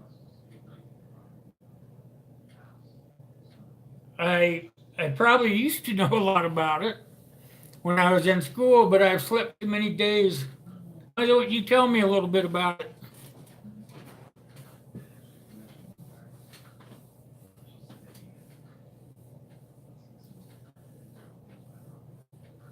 I know that they have a war going on.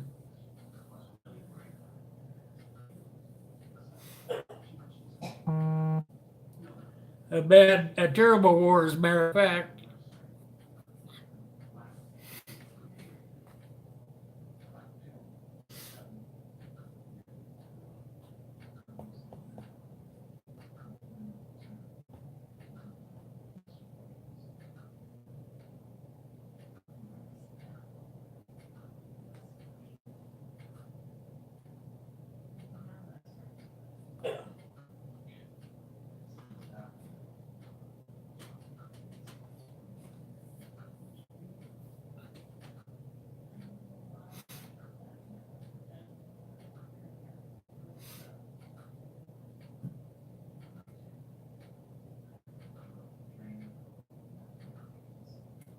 Turkey is a hub of all sorts of history. You're right.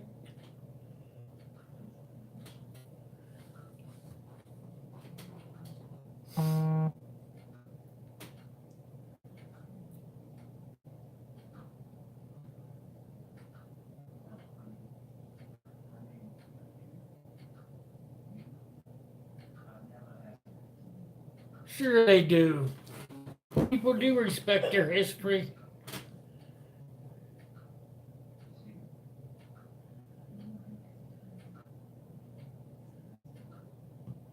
Falling in love with your president.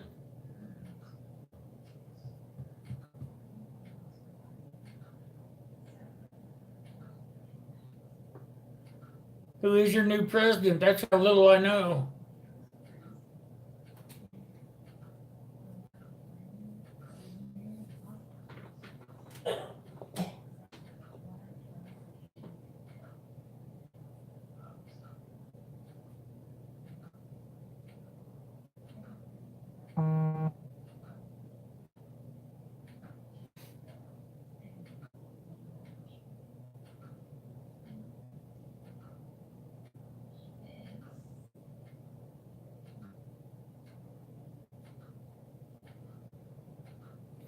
Elite what?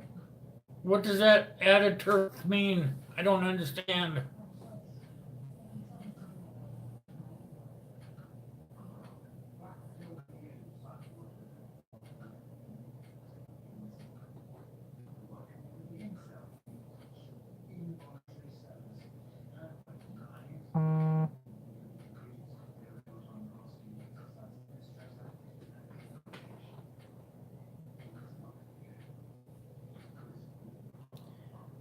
I agree with you, FFP.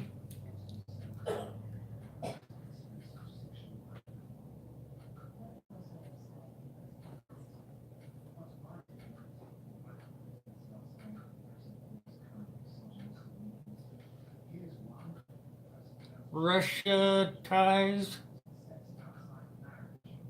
Is that am I reading that right? What are SA Russia ties?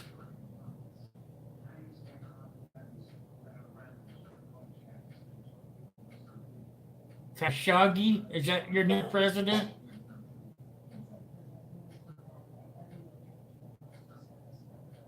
The Turkish Republic.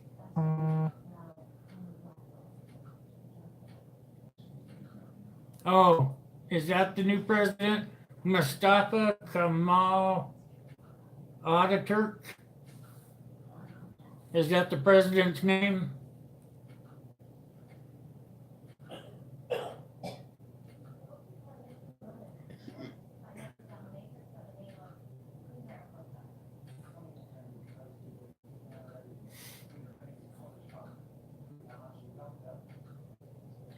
Hey, Savage. Yeah, we're still here for another half hour talking to this guy from Turkey. Trying to find out what's going on over there. Turkey's first president. Okay, so he was Turkey's first president.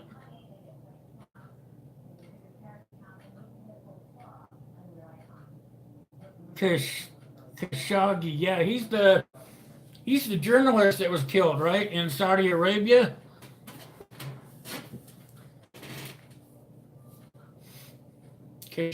Khashoggi. He's a journalist that was killed.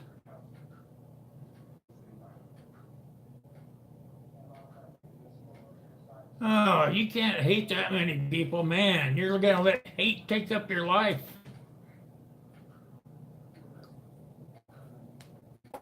I'm sorry you feel that way. I might feel that way too if I was in your country, though.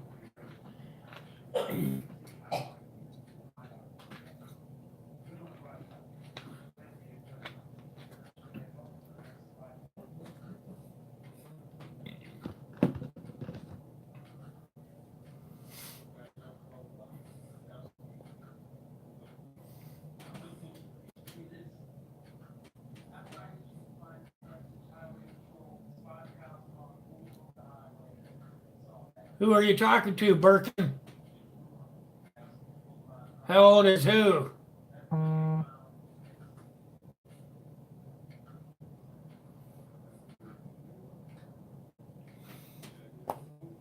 Oh, me? I'm older than dirt.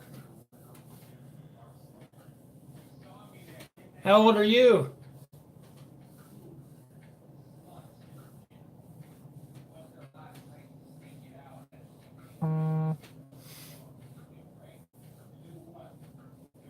Okay, you guess then. No. Close, but not yet. I'm already been to that age.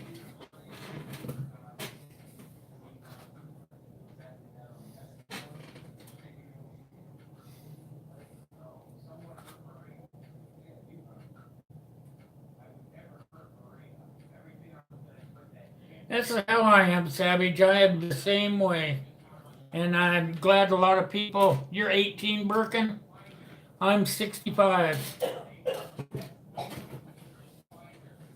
You've got a long ways to go. Hopefully, you'll change your views on your life in the world. Yep, I'm older than dirt.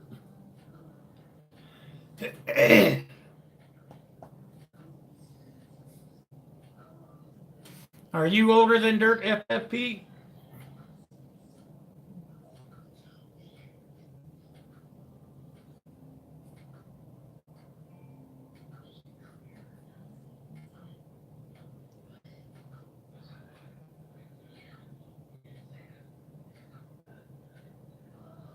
Well, that's good. I'm glad you're not smoking cigarettes.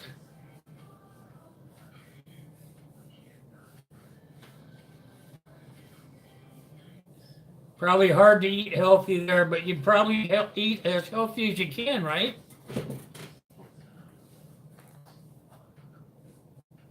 Oh, you are smoking. Well, you should probably not smoke. Probably make you feel better. You're only 18. I smoked when I was 18 too. And by the time I was 40, I couldn't work anymore because the smoking had screwed my lungs up. Yeah, I know you're smoking. I read that part. I was addicted to them too. I was addicted to 2.5 packs a day. And I quit one day cold turkey. So you can tell me you're addicted to them, and I understand all that. I do. Because I was addicted to them as well. But I also quit because I knew they were going to kill me.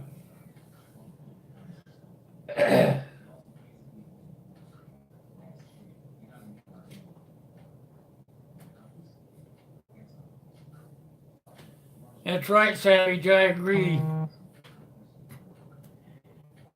You have some pretty good words for such a young person.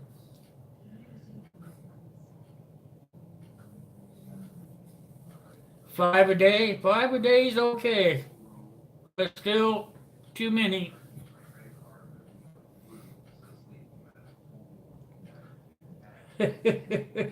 Yeah, I smoked 2.5 packs a day when I smoked.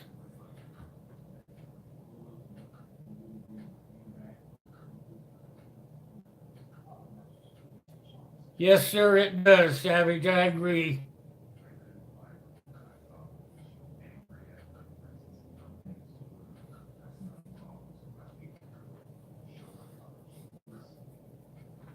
Takes a long time to get off them things too, even when you don't smoke them anymore.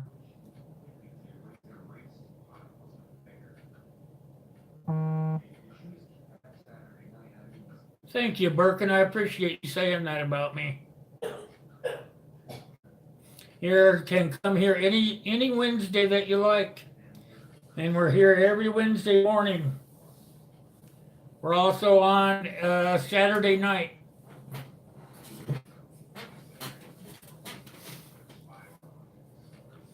I don't know what day is it in Turkey today. Is it Wednesday or Thursday? It's night in Turkey. Which night? Wednesday night or Thursday night?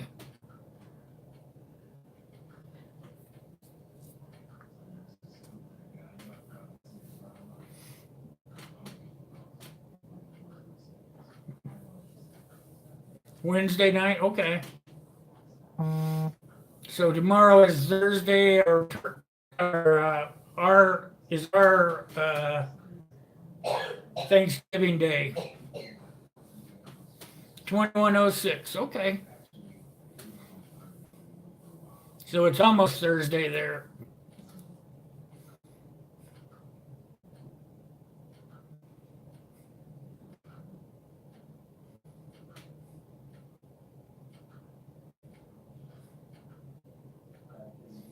That's right, FFP. He's a pretty cool young guy. Savage Survival.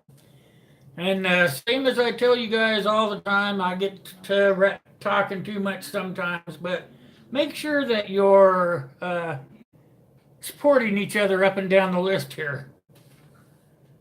Growing your channel and growing uh, networking with other people. That's how you're going to grow your channel. Yes, I am retired. I didn't want to be retired when I quit, but I was kind of forced into it with my health.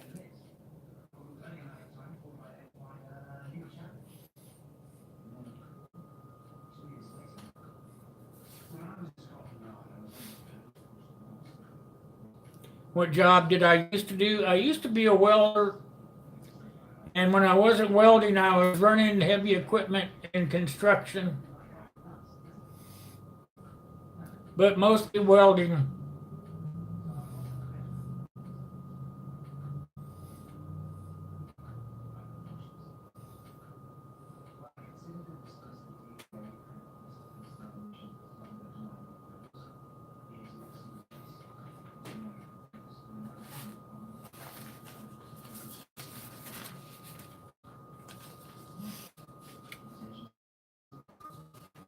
I lived in Nebraska.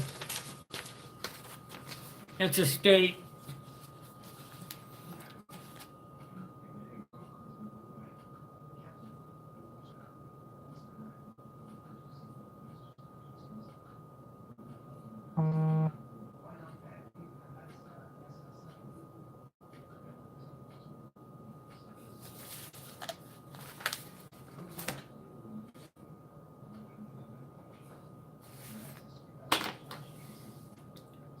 I've been in Las Vegas a few times, yes. Vegas is a nice city. Has its ups and its downs.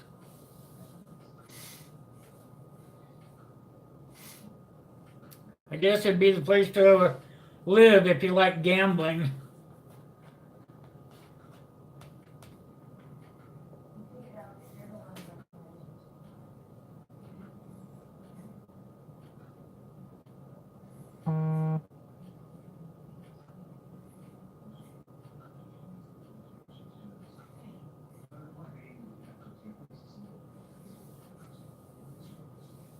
You want to spend all your money at one night in Las Vegas?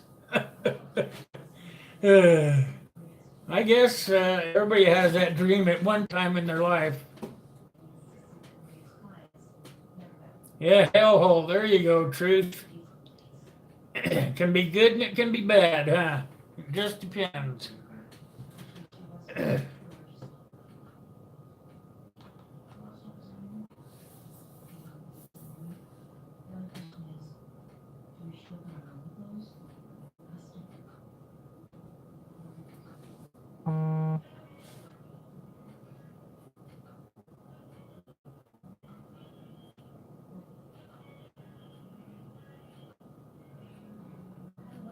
There you go, truth telling.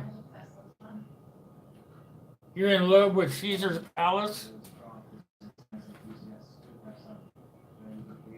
Probably one of the oldest casinos there.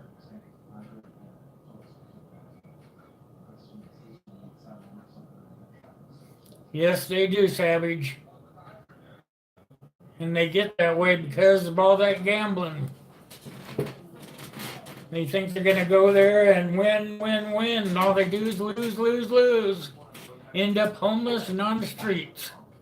Nowhere to go, no way to get anywhere. Canada is a nice country, yes. Hey, Stu. Good job. Good to see you back.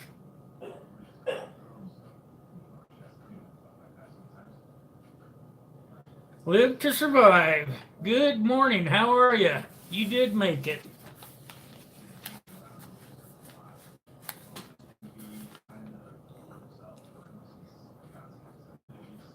I know you've been trying to make it. Finally made it.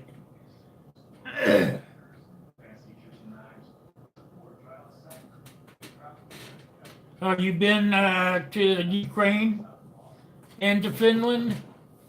I haven't ever been to either one of those places. Tell me about them.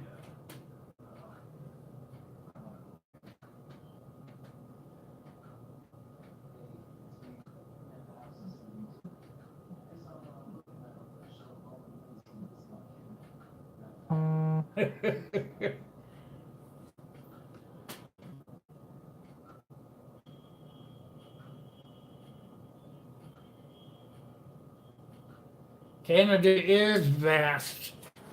And you know what? I think there's all kinds of, still lots of wilderness in the northern part of Canada that I would love to go up and see.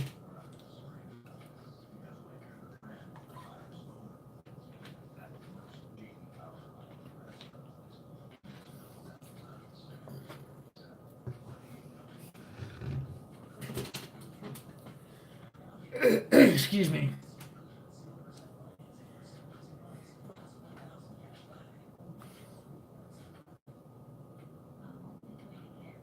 Still lots of places for you to see there, FFP in Canada.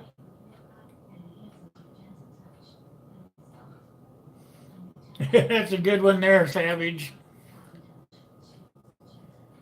He's saying that Las Vegas is much like the Wizard of Oz. You don't want to look behind the curtain.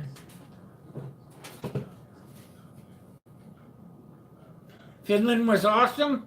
Tell me about Finland, Merkin.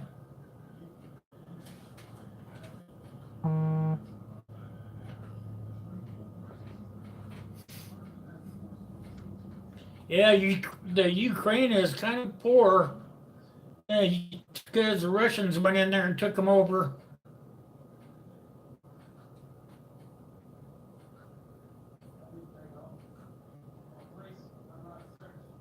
So if you go in there with American dollars, you'd be rich in the Ukraine. Is that what you're saying?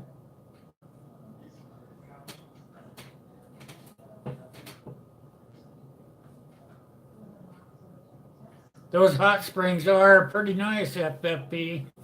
I've gone through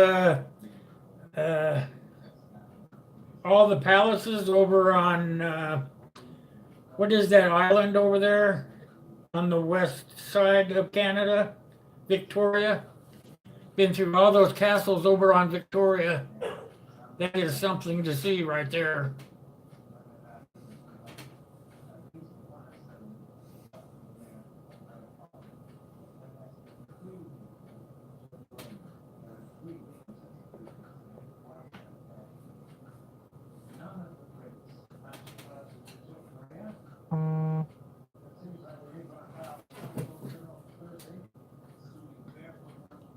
You stopped in Germany once on your way to Kuwait? Yeah, I had a brother-in-law that was stationed in Germany. He liked it there.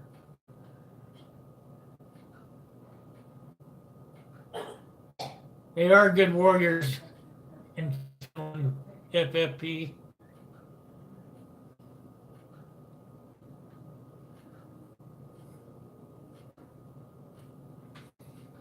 It's okay, Chris. You're back now, buddy. That's all that counts.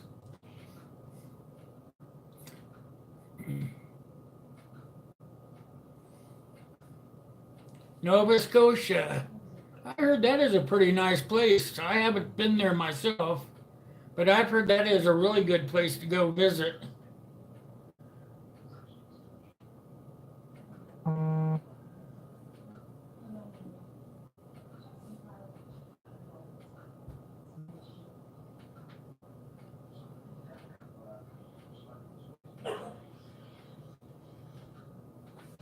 Where was that at? Live to Survive? Where did you stay with the preacher?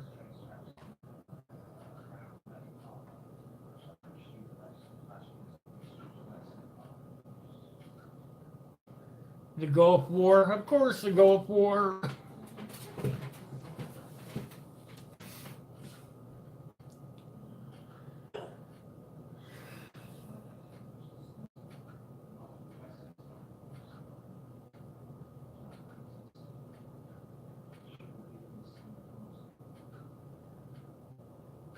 You stayed with your uncle. Was that in Nova Scotia then?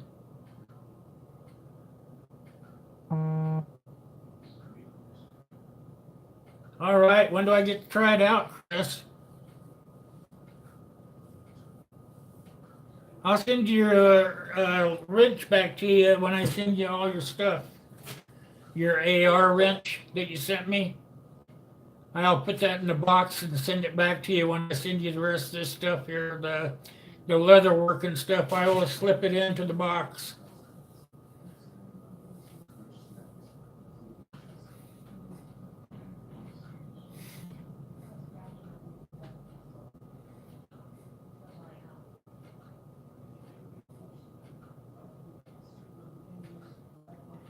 In English. You want to improve your English? Is that what you're saying, Birkin? You want to improve your English? I would just buy books, just buy novels or comedies or whatever kind of book that you like to read. Buy it in English instead of your own language.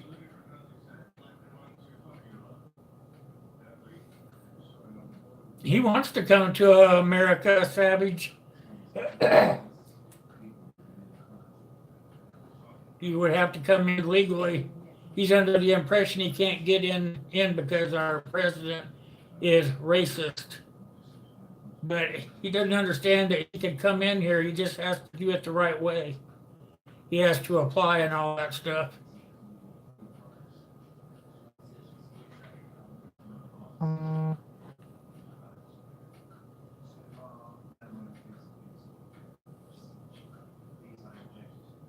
What do you do for a living, Birkin?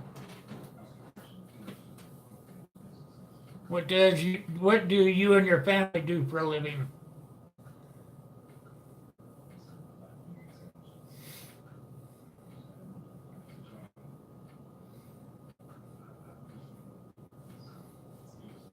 That's a good one, Truth. YouTube videos, yep.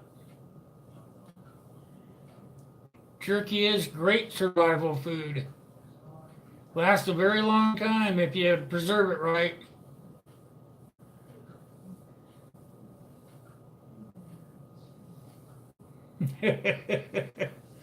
Be giving all my jerky away, Chris.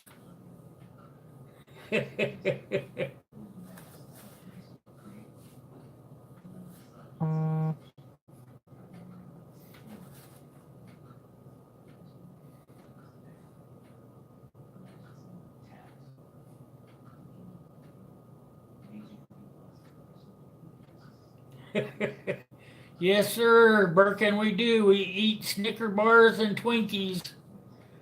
Pemmican, yeah. Pemmican is a really good survival food.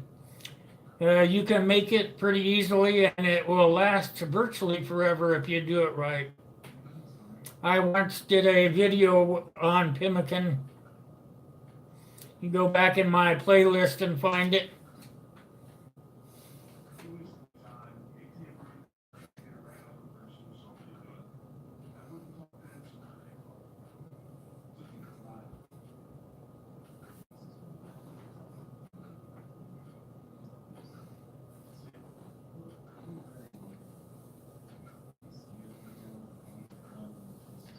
Deep fried strawberry shortcakes. You had better mail me some of them.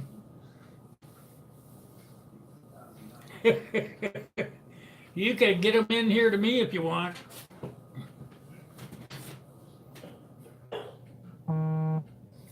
That's a pretty quick catch there, Sue. Thank you. Good job.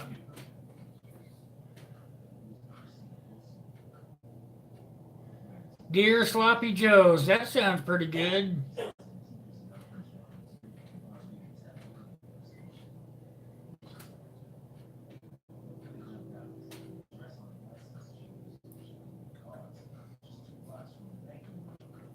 All right. Well, Connor, looks like you need to move on, buddy. My mods have finally got you timed out for 300 seconds. Be a good time for you just to go on down the road. Thanks for coming in and giving us a view, though. I appreciate that.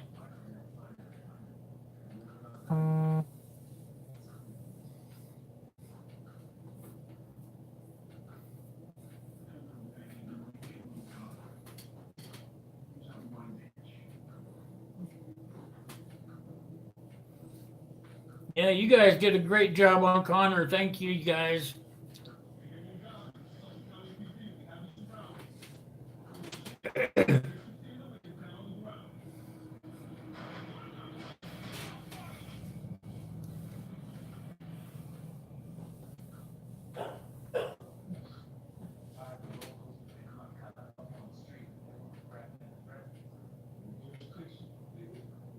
Country music. Who likes country music? Daddy Chaga wants to know who likes country music. Yeah, you guys double teamed him pretty good. Pretty good job, you guys.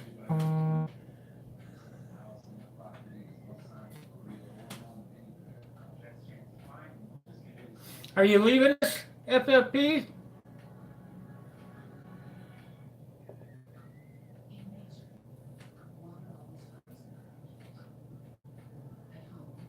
Johnny Cash's country, yeah, he sings pretty good. Ram Ranch, nope, haven't heard that one.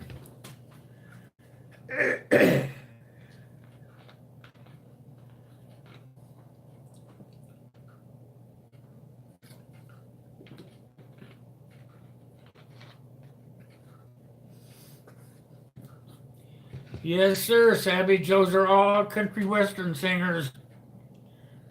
You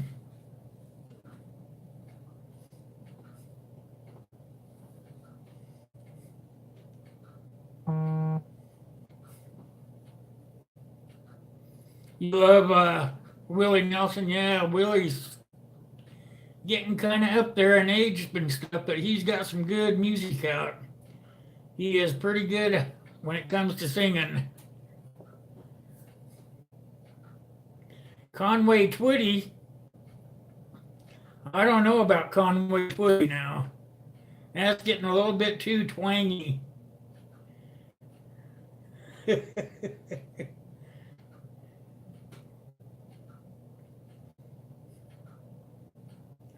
The stream's going to be done in about 6 minutes, Bergen.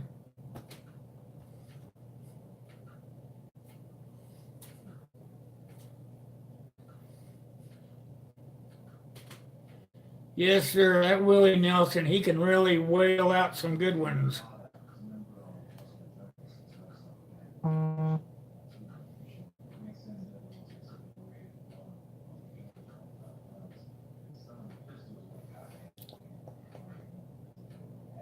I think you guys ought to do some pemmican. I was actually thinking about doing some in a video. It's actually pretty easy to make. And it lasts, I mean, we're talking probably 100 years.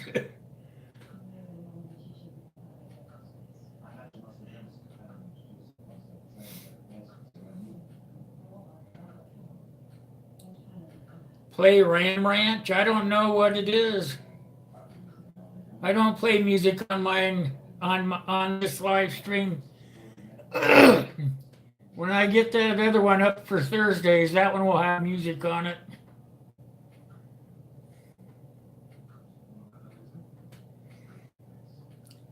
Uh-oh, who was left alone with the desserts? Irish Mama. Yeah, they hide them from me. If they're going to make them in there for a special occasion, they hide them from me because they know me that I will get into them. That's right, HDP. He was Conway. He was perming his hair long before it became cool.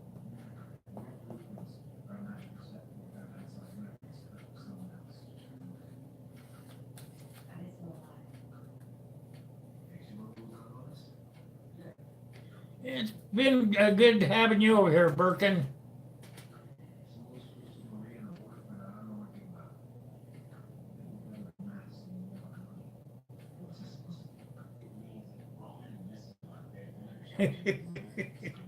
Daddy Chaga, you're not going to get any songs before you get out of here.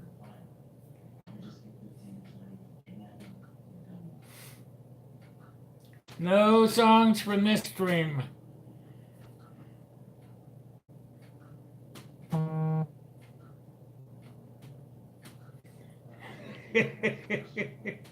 Thank you, Gray 1107. I think you got it figured out.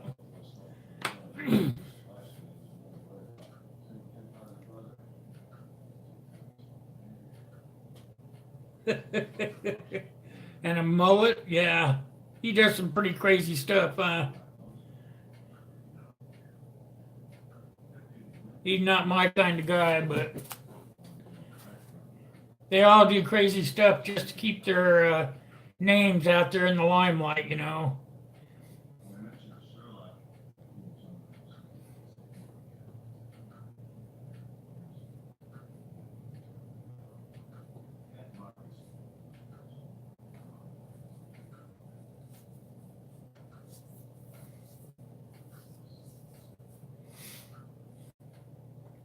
It's not going to happen, Nigrius.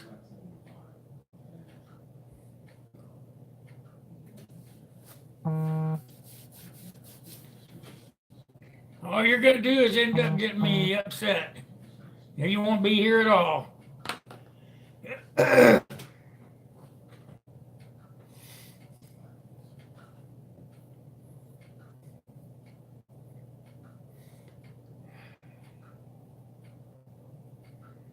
All right, Birkin, thanks for coming by. I really appreciate it. We'll be out on this thing doing a Saturday stream as well if you want to come look for us. It'll be 8 o'clock U.S. time. 9 o'clock, I mean.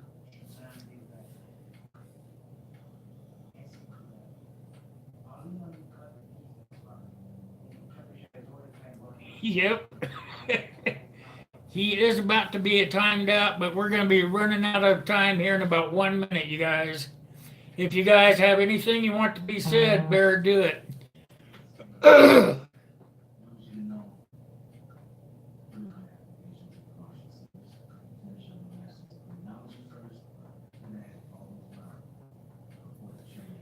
Three does every day. There you go. Where's Gray Man? Is Gray Man out hunting? He never came in this morning. He must be out killing himself some deers too.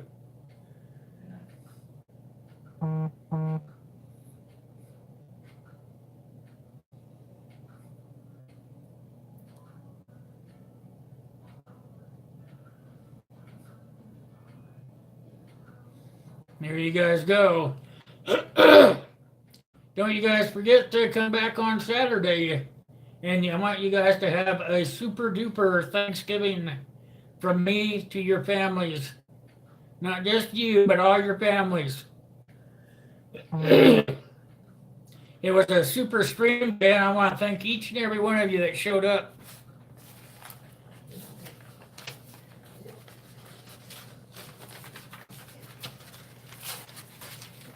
Okay, you guys. Till next time. You guys have a great day and a great Thanksgiving. See you next time. Thanks for coming.